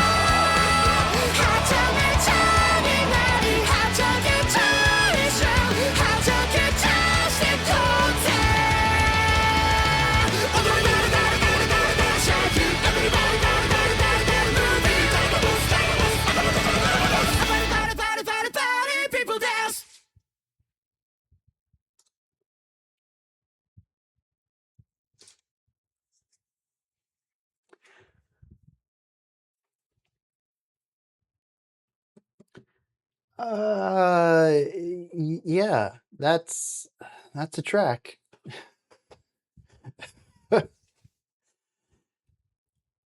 Very punky at the beginning. Mentioned it being Japanese metal, but I hear a lot of metal core. Well, I guess it's still metal. A lot of post-hardcore elements in here, though, and it's just super fast and energetic.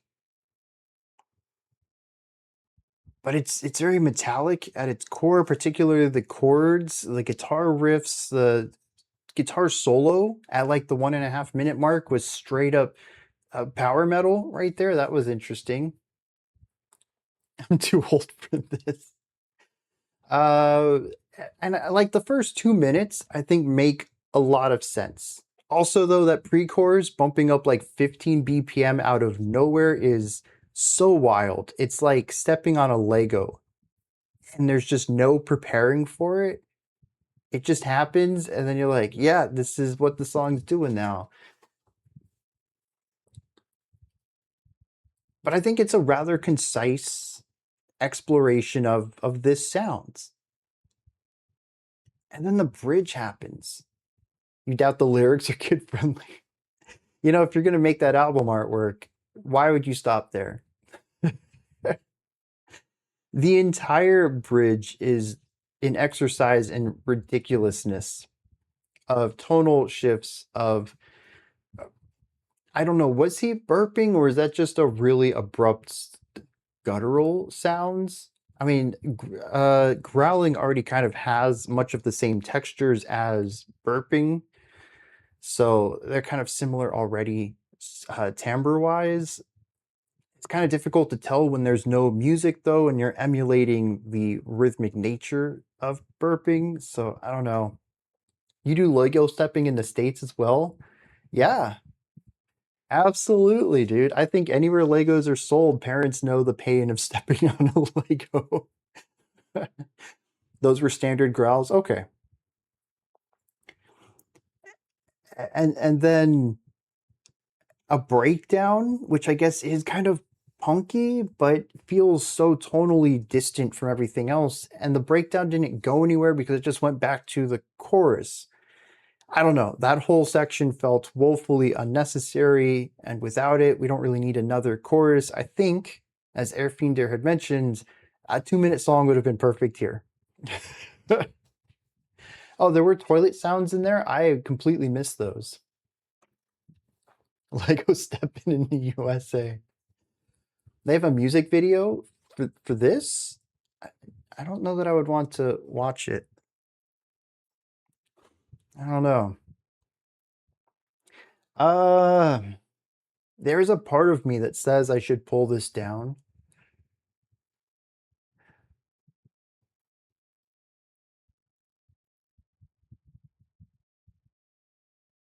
Because it is fun. I don't know, dude. I'm going to come back to it, I suppose. We're going to go in a very different direction here. We're going to check out some David Sylvian. So, a toilet flush would fit well musically. Didn't we listen to something with that? It wasn't Primus, but it was, was it Butthole Surfers? and we checked out a song that was mostly just gross sounds.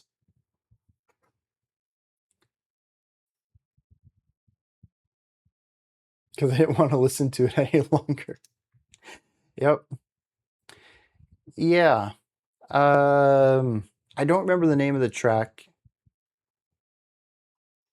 The music video was Gooner coded. Okay. That checks out, I suppose, at least with the artwork going on there.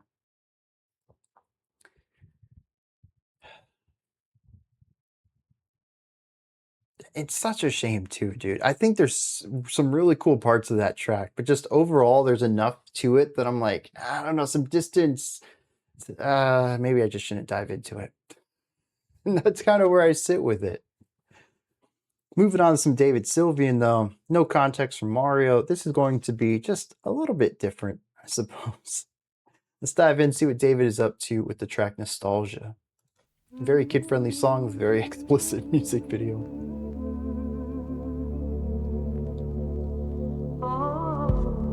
You don't think I'd be banned for the video? So it's just suggestive?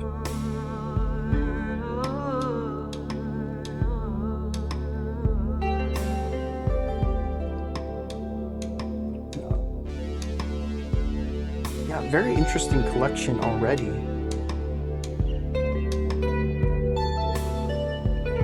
The clarity of this instrument with the buzz of the one prior.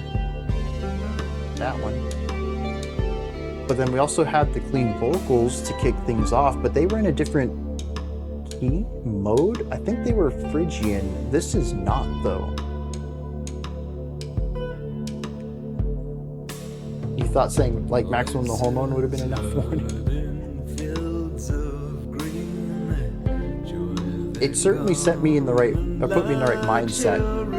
But despite that, still the bridge still caught me off guard. Of my mind,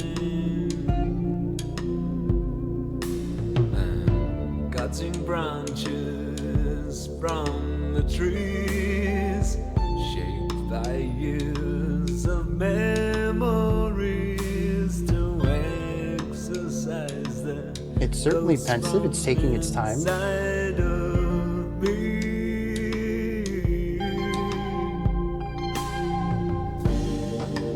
Sound of waves in a pool of water. I'm drowning in my nostalgia.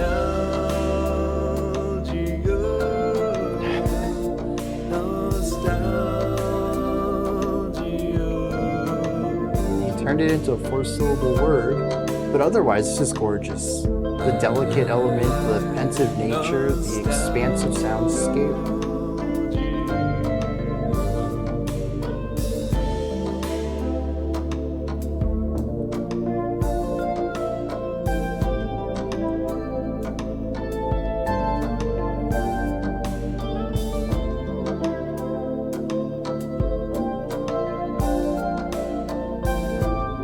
Wasn't Phrygian? This isn't. I think it was just the opening vocals. I felt the harmonic tension there. But no, ever since the guitar and piano have come in,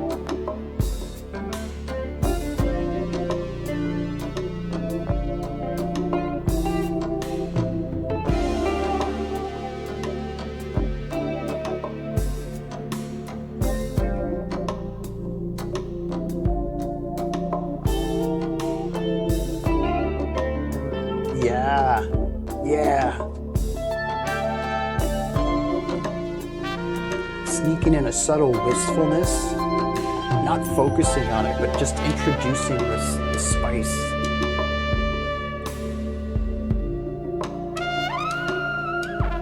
Ooh! Dang, dude.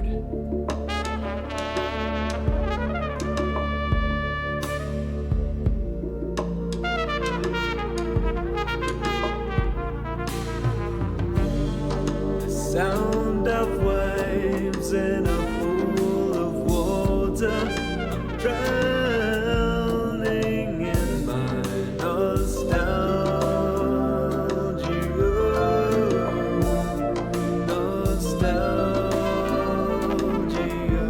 Yeah, I can see the Peter Gabriel parallel.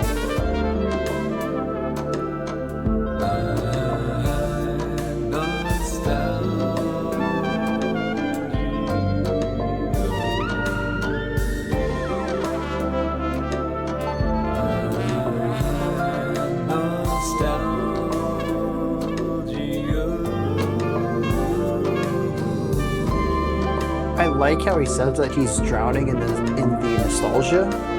I do feel like because of the drone, because of the high reverb, it feels like the atmosphere, the emotion of this track is all surrounding. It just encapsulates you.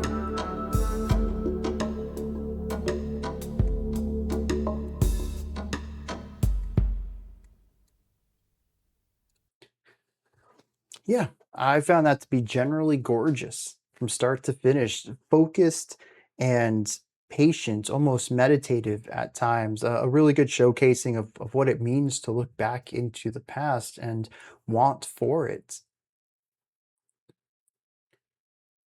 We find that atmospherically, we find it harmonically, we find it production-wise. Everything in here, from the reverb to the long drawn out notes to the chord selection, feels like it is drenched in this longing for the past. And then, of course, you have David singing on top of it, and he adds a really nice wistfulness in his voice, but again, it's a long drawn out melody. The trumpet solo was nice. I don't know that that necessarily felt nostalgic to me, but it was exciting in the way that nostalgia can feel. It wasn't necessarily going for the wistfulness or the bittersweetness or the pensiveness. It was going for maybe the feeling of being in this, feeling of being nostalgic. And I know that seems like a weird way to word that, and it was a bit unwieldy. But when you are actually in that nostalgia, listening to a retro revival of a genre of music you grew up with, and getting both the this is new music and I'm liking it feeling, but also the nostalgia of that time, it's that joy that creeps up. And I think that's what the trumpet was supposed to be conveying there. Extremely smooth, 100%. Gorgeous is an appropriate word, absolutely. Erfinder, you're looking for some drone music or just drone sounds? Because I'm sure Rate Your Music has a whole list of drone music you could find. But if you're looking for drone sounds, yeah, that might be a little more difficult. Nostalgic. Yeah, that pronunciation got me the first time. Oh man. A drone with which you can make typical drone sounds and music. Yeah, I don't have anywhere to point you on that one, unfortunately. But what you can do, and what I've done in the past, is you can take something you've written, something with a bit more movement to it, and then use a stretching tool. I used to use Pulse Stretch, I think it was called, but I'm sure there's better tools nowadays, and just stretch it to like 1,000%, and you get something that is incredibly slow moving, but still textured. There's still elements to it where it isn't completely static. And I think that is a really good place to start if you want to work on creating drone stuff. And Elbow Juice talks about free sound, so maybe that helps as well. Almost every indie horror developer has access to it. They might just be making it. It might not be that they're looking for sounds, but they're developing them themselves in an audio workstation. So, and a lot of drone is, as it states, drone. It's a sound that just goes on. Whether you program it or use a keyboard or your guitar, just strum something out and allow it to ring out until it stops, until it naturally decays. Now you have a drone. Cut the tail end of that off and copy paste the idea, and it just keeps persisting now. So, but yeah, as Youth Worship and Elbow Juiced mentions, there's probably sample packs out there somewhere. But I think for drone, it's kind of, it's easier to make this kind of stuff. So I just naturally wouldn't think that there's a lot of stuff out there. The drone sound is universal. It's an instrument that you can play. That's very interesting. Maybe it's because I've heard a plethora of drone music, but I don't tend to think of a specific sound. But I can see where you're coming from there too, that it's a specific texture that you're looking for. But I mean, I've heard drone electric guitar, drone sitar, drone keyboard, drone synth. So for me personally, I don't necessarily think of a specific timbre. All right, we got some unpeople next. This one comes at us from Pair with no contact. No, not with no. There we go. More Unpeople. This was their first single release for their upcoming LP that's due out on October 9th. Let's dive into this. I enjoyed their stuff last time we checked them out. Been looking forward to this one. Let's see what's going on. Finally feeling like you got all the answers now. Kicking and screaming for nothing. Pull your head out the clouds.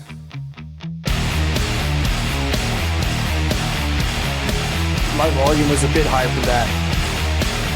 I still had it turned up a bit from the David Sylvian track.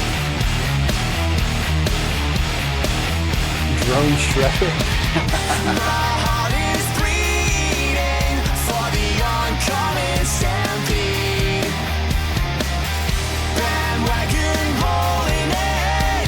What is it about these two vocalists that reminds me of something from the 2000s?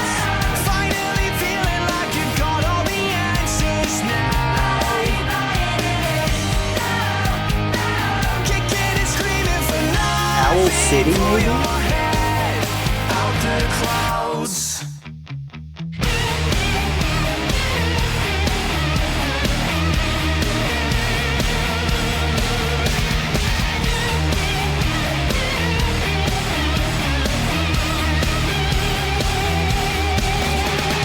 Fall off.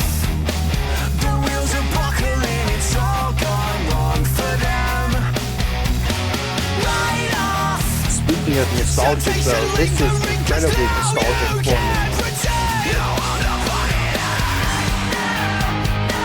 Finally feeling like you got all the answers now. Kicking and screaming for nothing. Pull your head out the clouds. Right now you're backed into a corner. You're trying not to let The guitar and vocals doing the same melody. you should have stuck to your guns, taking the safety off. Now you're shutting that down. Did I hear a glockenspiel?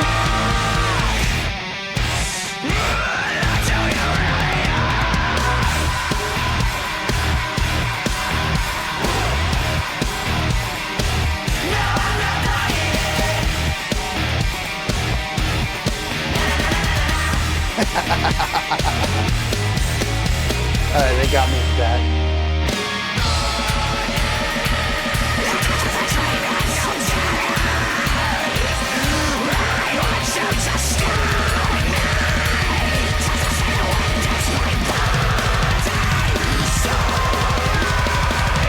No! No!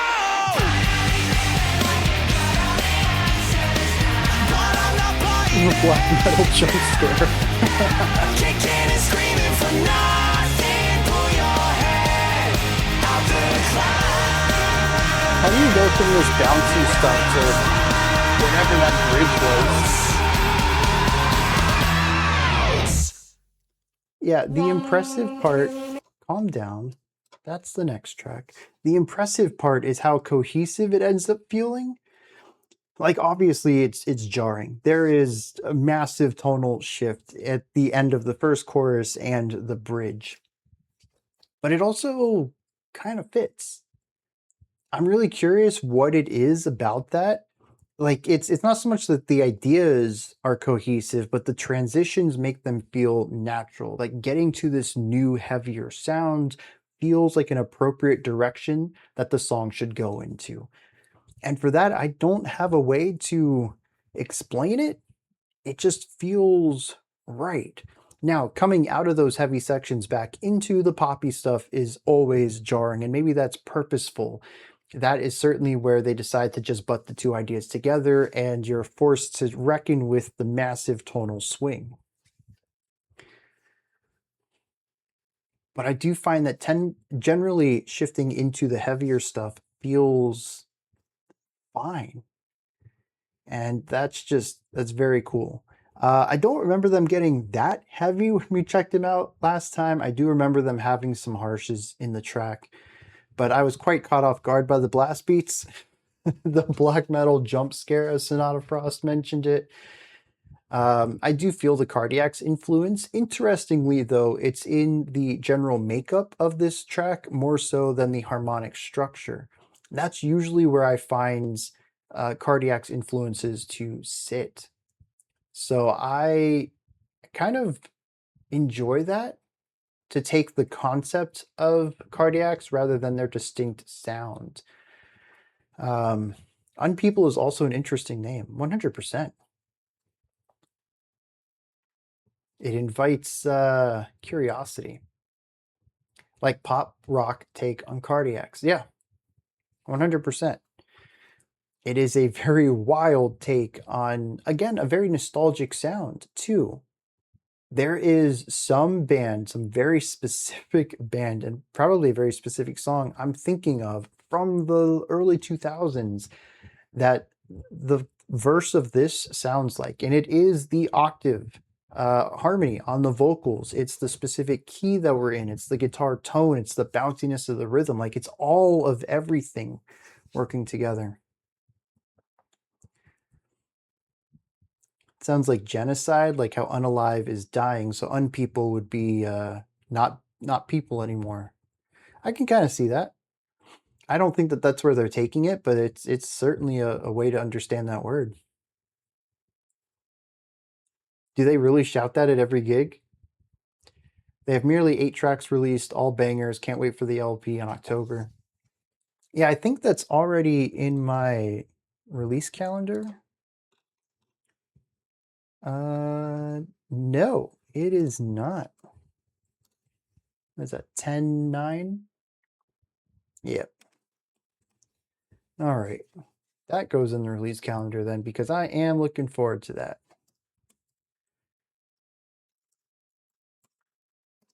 Unpeople. Gotta learn how to spell.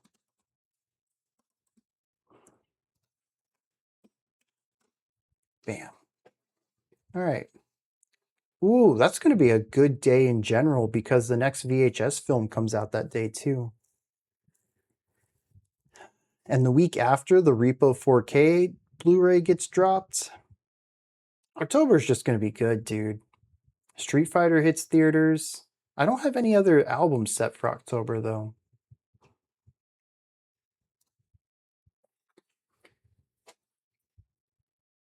All right. What's next? Oh, Soulkeeper. That's a good one to go along with our Unpeople here. This track is called Go Ask Alice. Comes at us from Scarlet Letterman with no context. We're just going to dive straight into this one then. Carmen Jaka's Diamond Morning. I think that's already in my list. Let me get this song going and I'll look that up. One pill makes you love.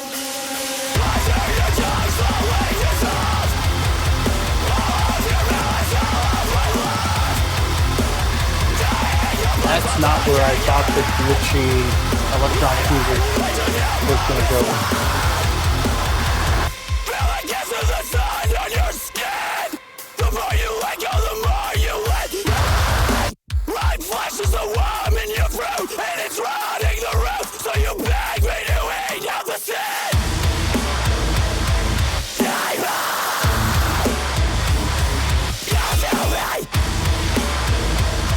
Soulkeeper, I feel that. A nice parallel to Frontier. Oh, it was a sample.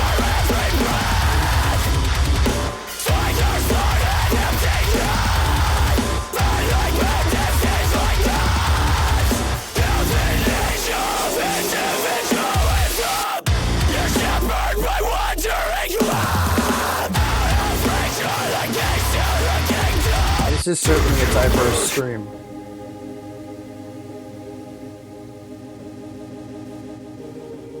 If I've heard the original Jefferson Airplane song that they sampled, I didn't recognize it from that snippet.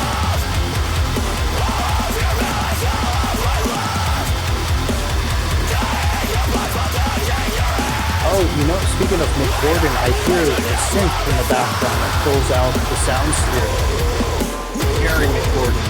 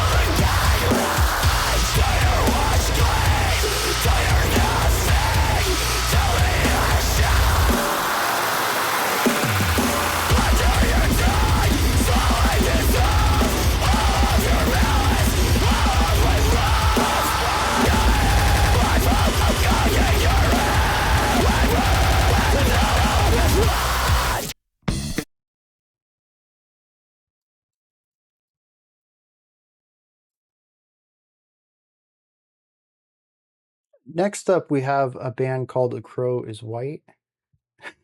No, I'm kidding. No, though, I very much agree with the Frontier parallels. This is noise metalcore. You look like you got lobotomized.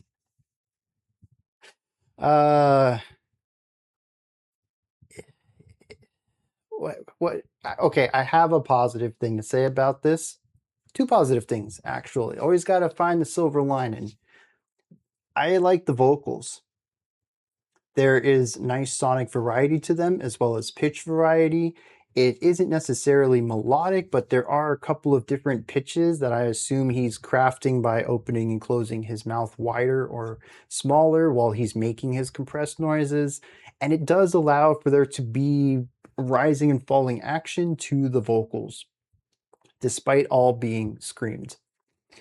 The production on this is also incredible, both with the crafting of the heaviness and scope in the metallic sections, but also the glitch art that happens in places throughout that I felt that embellished the destructive nature of this, but not in such an extreme way that Frontier typically uses their glitch in their metal. This, I feel, is a bit more tasteful and less extreme. But otherwise, what? It's screaming and noise and it's overbearing. I will say though that this is generally more listenable than Frontier simply because there's less panic chords and less fatiguing overtones throughout in the production. And so it's just incredibly aggressive rather than aggressively destructive. This technically counts as music. Yeah, so panic chords are usually dyads based around half-step intervals, which are one of the most disharmonic intervals you can have, and then that's amplified by the distortion and the amplification and the overdrive, and it's heavily used in post-hardcore music, but there's also some metalcore that's begun to use it as well over the past couple of decades. It's just very shrill, usually high-pitched chords, and when you listen to them, it sounds anxious or maybe like an alarm or something. Yeah, second minor interval distortion. Panic chords at the disco. I'm out of music. Everything I listen to sounds like this. On the one hand, I'm glad you found music you enjoy. On the other hand, part of me feels sorry for you. No, jokes aside, if you enjoy this, that's cool. I can't imagine I don't know, submitting myself to this sort of chaotic expression constantly. Frontier has the Panic at the Disco chords. That's why it's so unpalatable. I like Panic at the Disco, though. At least their first two albums when they were a band. That was good stuff, man. This excelled at what it did, though. I'll give them credit for that. It's just not my pain-like chords. Yeah, dude. Some of the times, panic chords can cause physical distress for me. Physical discomfort. You have no idea why you liked it, because you can't stand harsh noises in black metal, usually. Sometimes things just click, man. I'm not a big fan of black metal, but there's some albums out there that just masterpieces, even a more traditional sound too. Sometimes things just click. All right. That's what we're listening to. Both the chord made up of the minor second and major seventh and the roots. I mean, that would be pretty intense too. I can't think of, well, I mean, I guess it's possible. I don't know that I've heard any triad panic chords. It's almost all English, I believe in you. But yeah, I would assume that would be even more intense. Although there's probably an element of extremity to that comes across as less palatable. You might find that more in avant-garde, experimental metal. But yeah, I mean, those three notes together are going to be absolutely disastrous. All right, now we do have a translation for this, though. The title means super, ultra, miracle, fire, thunder, eccentric, dynamite, spark, sentimental, halation, mirror, secret base. It's my favorite place to hide when I don't want anyone to be able to pronounce where I am. Let's dive into this and see what A Crow is White is bringing to the table.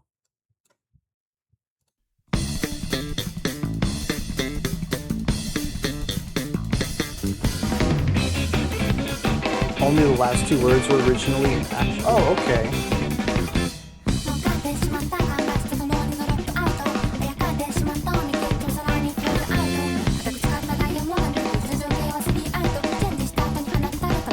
I don't know what the White Crow is either.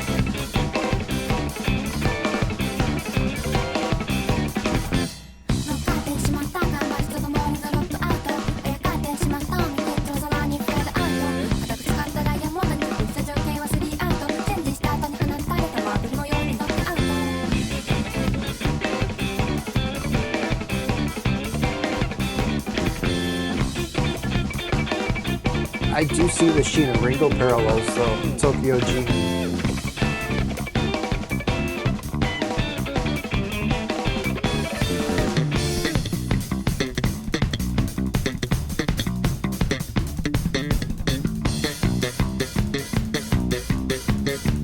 Okay.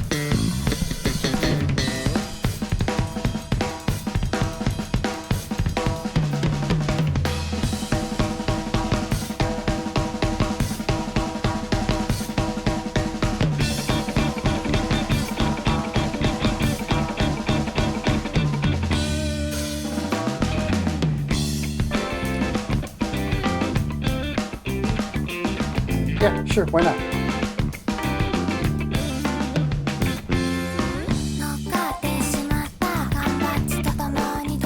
Oh, the whisper is bouncing.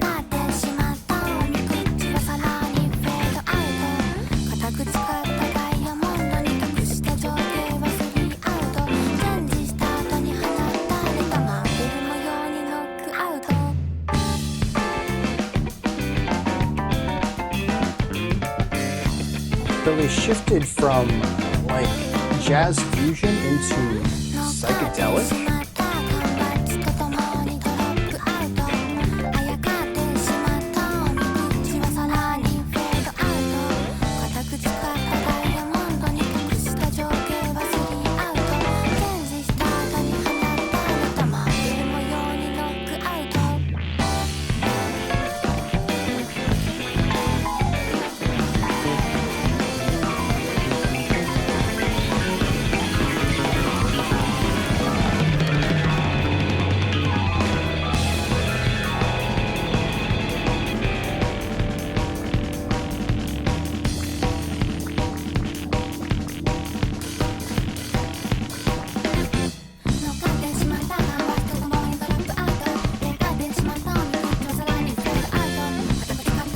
I heard your comments, Skyweb. They went back to the old stuff.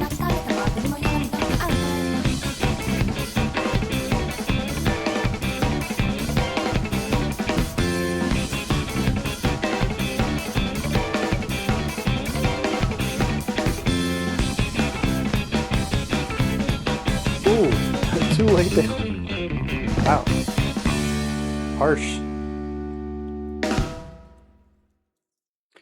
All right. Yeah, very fun track.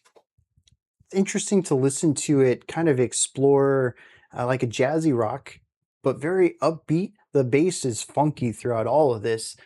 I think that funk inspiration really showcases itself as we head back into the A section at the end of the track, and the bass is kind of solo there for a little bit. But then we kind of take this very upbeat, bouncy jazz fusion stuff, and we just plummet the tempo and really explore the psychedelic sounds. Everything's taking it easy. Ideas that take their time being explored and digested. The quick, rapid delivery of both the vocals, the bass. I said both, but I'm going to lump drums in there too. They all just chill out, man. And we explore this very psychedelic rock feeling. The bass feels like it's trying to do breakcore, yeah. And then we just ramp things back up and get back to the opening. But the juxtaposition between these two, I think, is really interesting. I will say, though, that being, I don't know, I like both sides of this, but I do feel like they're two different songs at times. The dichotomy is probably purposeful. The juxtaposition is meant to be explored, but I find that the beginning of this track just grabbed me more right now than the second part did. And I think that's primarily because one is very in your face about what it is, and the other is atmospherically driven. They're two completely different listening experiences. I agree, though. Great stuff, fun and groovy. And I think fun is a really good word for this, both for the fun in funk, but also just how upbeat and, I don't know, exciting it is. It's just fun. It's almost too fast to move to, though. Halftime is certainly too slow to vibe with this, but full time is it's too draining on the body. It's just too fast to move to music. So I'm not out here trying to do the jitterbug while enjoying the sound. But I enjoy it. I think it's an interesting idea altogether. I'm going to pull it down. I think it would be very interesting to listen to this group alongside some of Sheena Ringo's stuff, because I don't know if they're purposefully trying to put their inspirations on their sleeve that way, but it does feel very much like something she would make, particularly with the vocalist doing the more melodic stuff, but also showing off some technical chops too. Did I listen to the album Algorithm by Beyond Creation? Let me see. Beyond Creation. Does not look like it. I have checked out a couple of tracks of theirs, Earthbound Evolution and Omnipresent Perception. But I've never listened to the album. Or any of their albums. Fence Sitter, Brian. Oh, man. All right. Here we are heading into the final track for today. We got Rolling Blackouts Coastal Fever with the track French Press live on KEXP. This one comes at us from Hund 3000, Australian surf rock jangle pop band. I've never heard that genre before. With 3 guitars, their music has strong summer, beach, driving along coastal roads vibes, fitting for the current temperatures, I guess. I mean, speak for yourself. I don't know where you are or what your temperatures are like, Hund, but summer here is just pain. Although I will say, though, driving along the coast, that's probably a little more bearable than being landlocked in the middle of Florida on top of a swamp. The humidity is brutal. With that said, let's dive in. See what Rolling Blackouts Coastal Fever. Oh, it's even in their name, Coastal Fever. With the track French Press.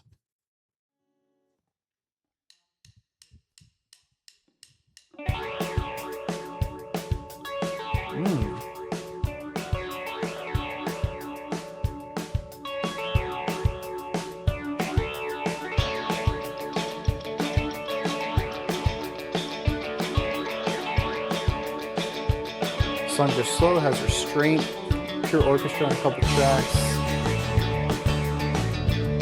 and a movie-esque song. Oh, let me jot that down. Beyond Creation.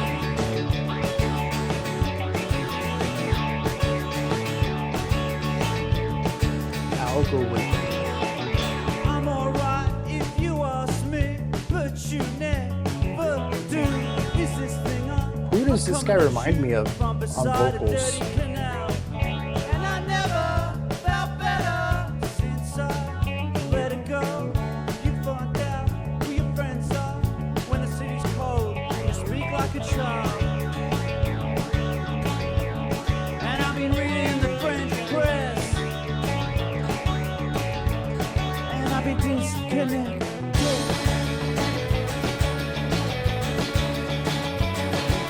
There is definitely some dissonance in here.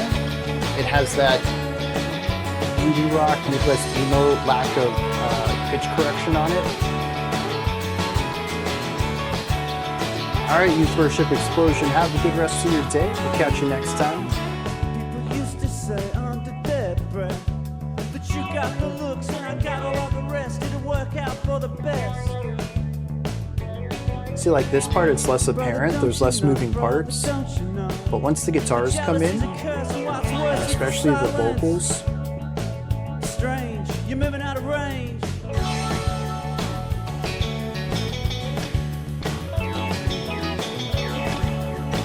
there's also the pitch warble over here that is not doing any help in trying to keep pitch consistent.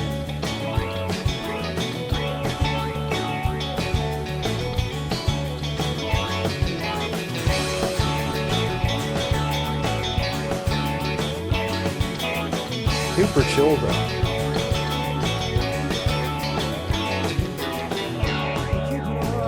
That's good to know. The cup runs over, the overflow. Well, nothing happens here, the time ticks slow. Well, the money walks, and the hot air blows. In the same shirt, the same crack, the same window.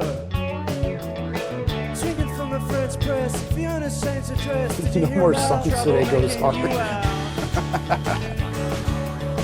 Did you hear I think I'm cutting out? Did you? I'm having trouble.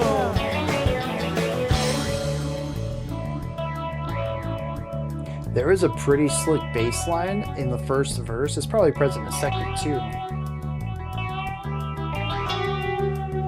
That stood out to me.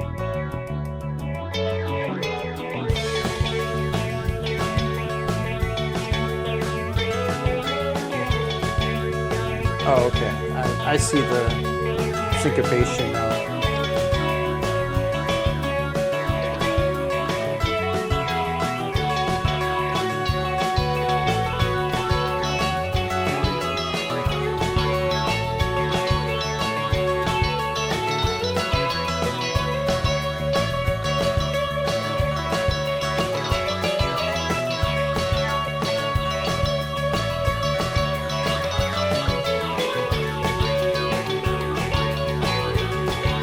Yeah, I agree. I think that's something that this genre of music, this whole indie rock world does very well, is authenticity and humanity.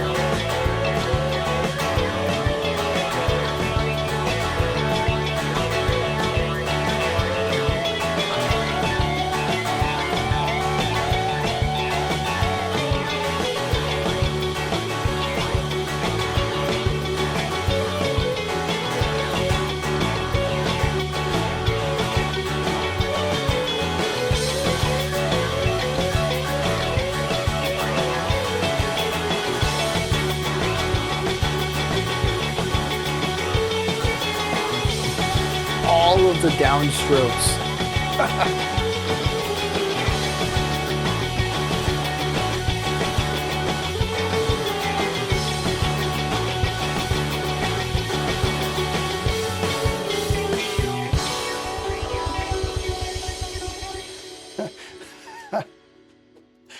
Cracks me up, dude.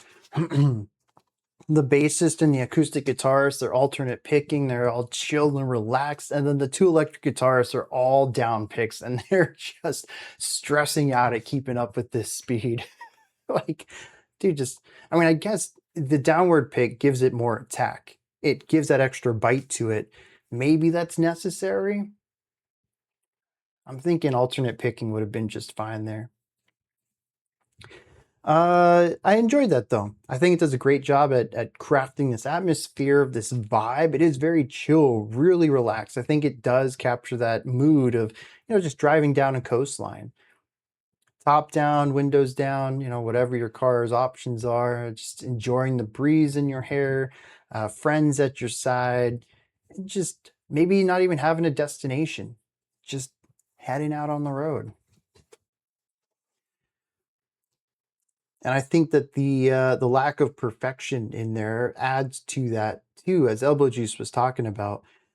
This is something that I think this genre does well. As I had mentioned, it kind of captures that old school feel of imperfection in rock that we just kind of see less and less of in more mainstream rock outfits these days. And the indie rock scene just continues to keep that at the forefront. And it does come through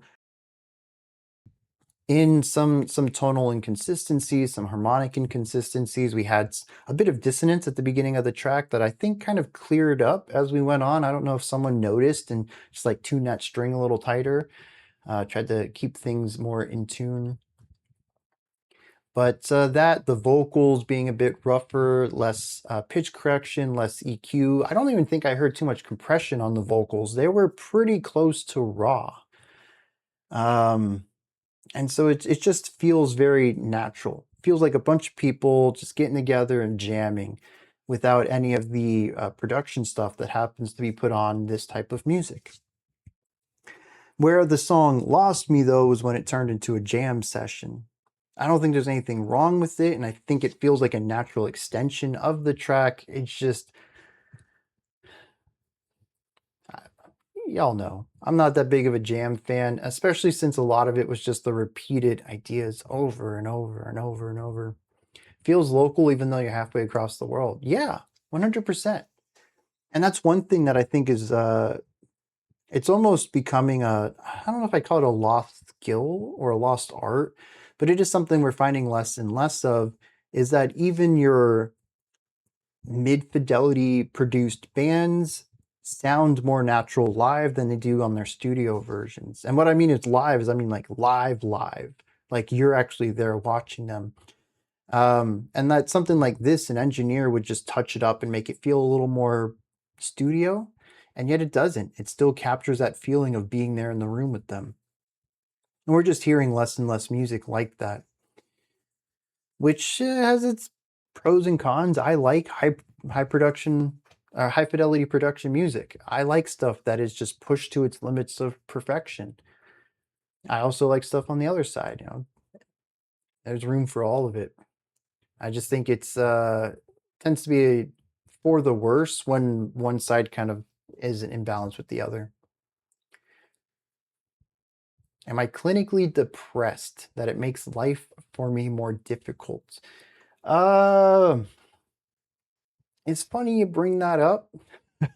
Not that I was going to bring it up on my own.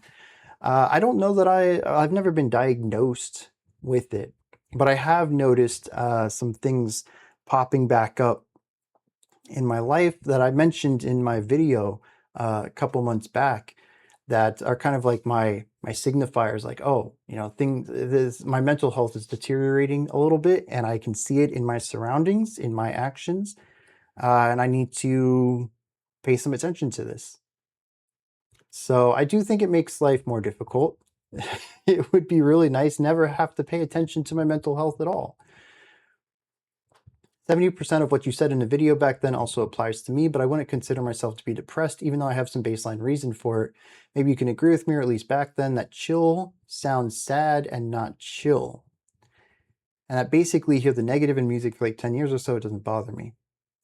No, I don't agree with that at all. When I hear chill music like this, it is very relaxing. It's very upbeat. I find my general demeanor improving while listening to it. Oh, yes, I know I'm depressed. I'm just not clinically diagnosed with it.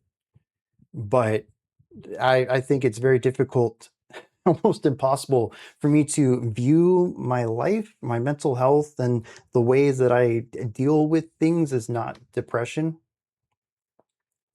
So, no, you're right in bringing that up, but I think it'd be very difficult for anyone living on this planet to not be depressed. That is where I sit most days. If you're paying attention to the world, it is depressing. And I'm not even talking in like a generic sense.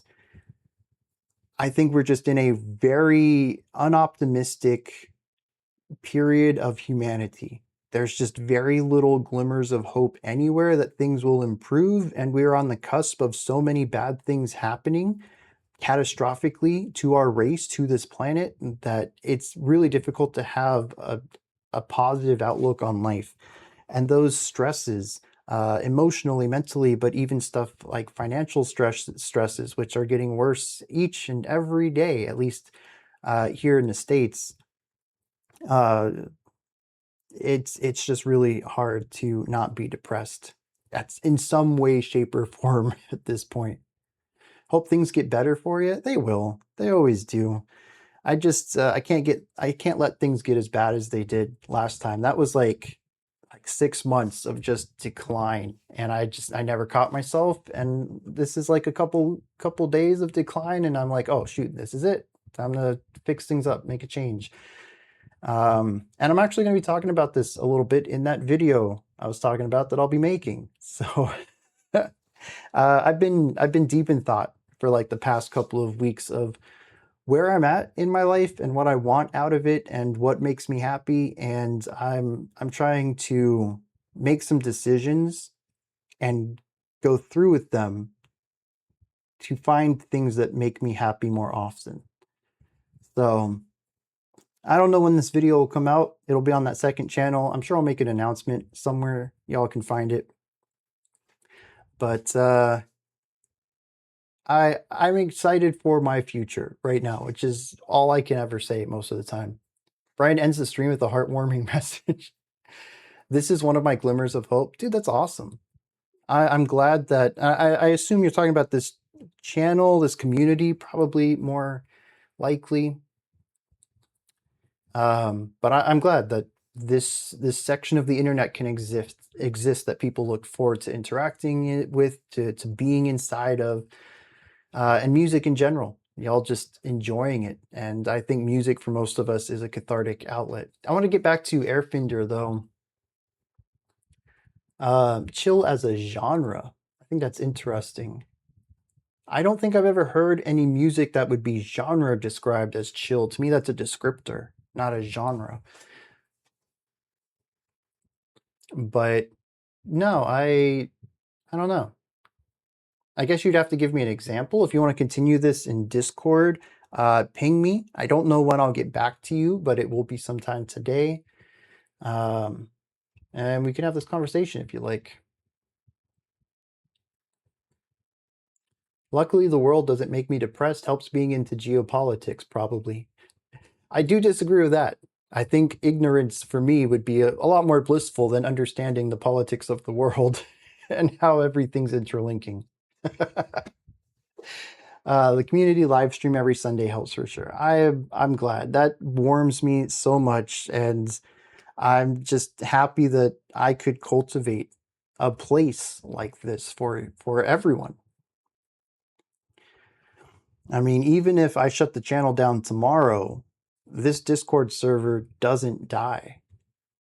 And if that's what gets left and it grows and people continue to use this as a positive place to discuss art, that's all I could really ever ask for. Critical politics, not going to happen.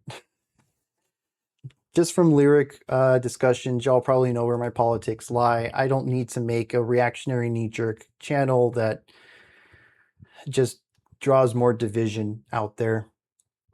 I don't think there is really any channel on YouTube that is politically focused that is a net positive for discourse, for any of it. It all seems to have interior motives at dividing people.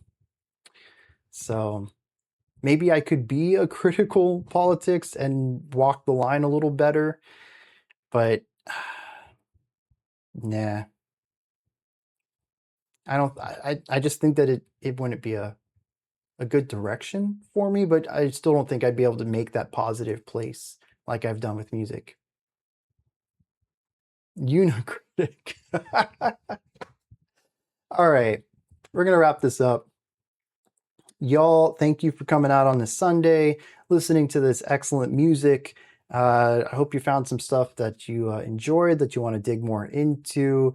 We had some interesting conversations today. It will exist whether or not you exist. I suppose that's one way to look at it. My feelings and relationship to it doesn't change what it is, so I have any relationship at all to it. But unfortunately, it's better to be informed than not. Thanks, I'm cured. Mammoth hunting Nickelback stream gets political. All right, I do have one early reaction, early release, early access, that's the word, for patrons. It'll be available sometime tonight-ish. Yeah, there's loads of iterative political ones. Yes, just leave them be. Just do what you do best. I think that's a good way to look at it. Like I mentioned, it is like a 60-minute reaction. So, oh no, wait. I don't remember. Anyways, keep an eye on the usual channels. There is an early access today, but I don't think it's both of the videos. I'll be back tomorrow, and we're gonna do whatever we're doing tomorrow. Is tomorrow taking it slow? I think it is. Actually, I think that it is a long, taking it slow one. Okay, so that's what it is. Yeah, yeah, okay. I'm rambling. I don't know what's going on anymore. Y'all have a fantastic rest of your day. Get excited for whatever's coming up next. And I'll catch you all next time. Y'all take care and enjoy the rest of your day.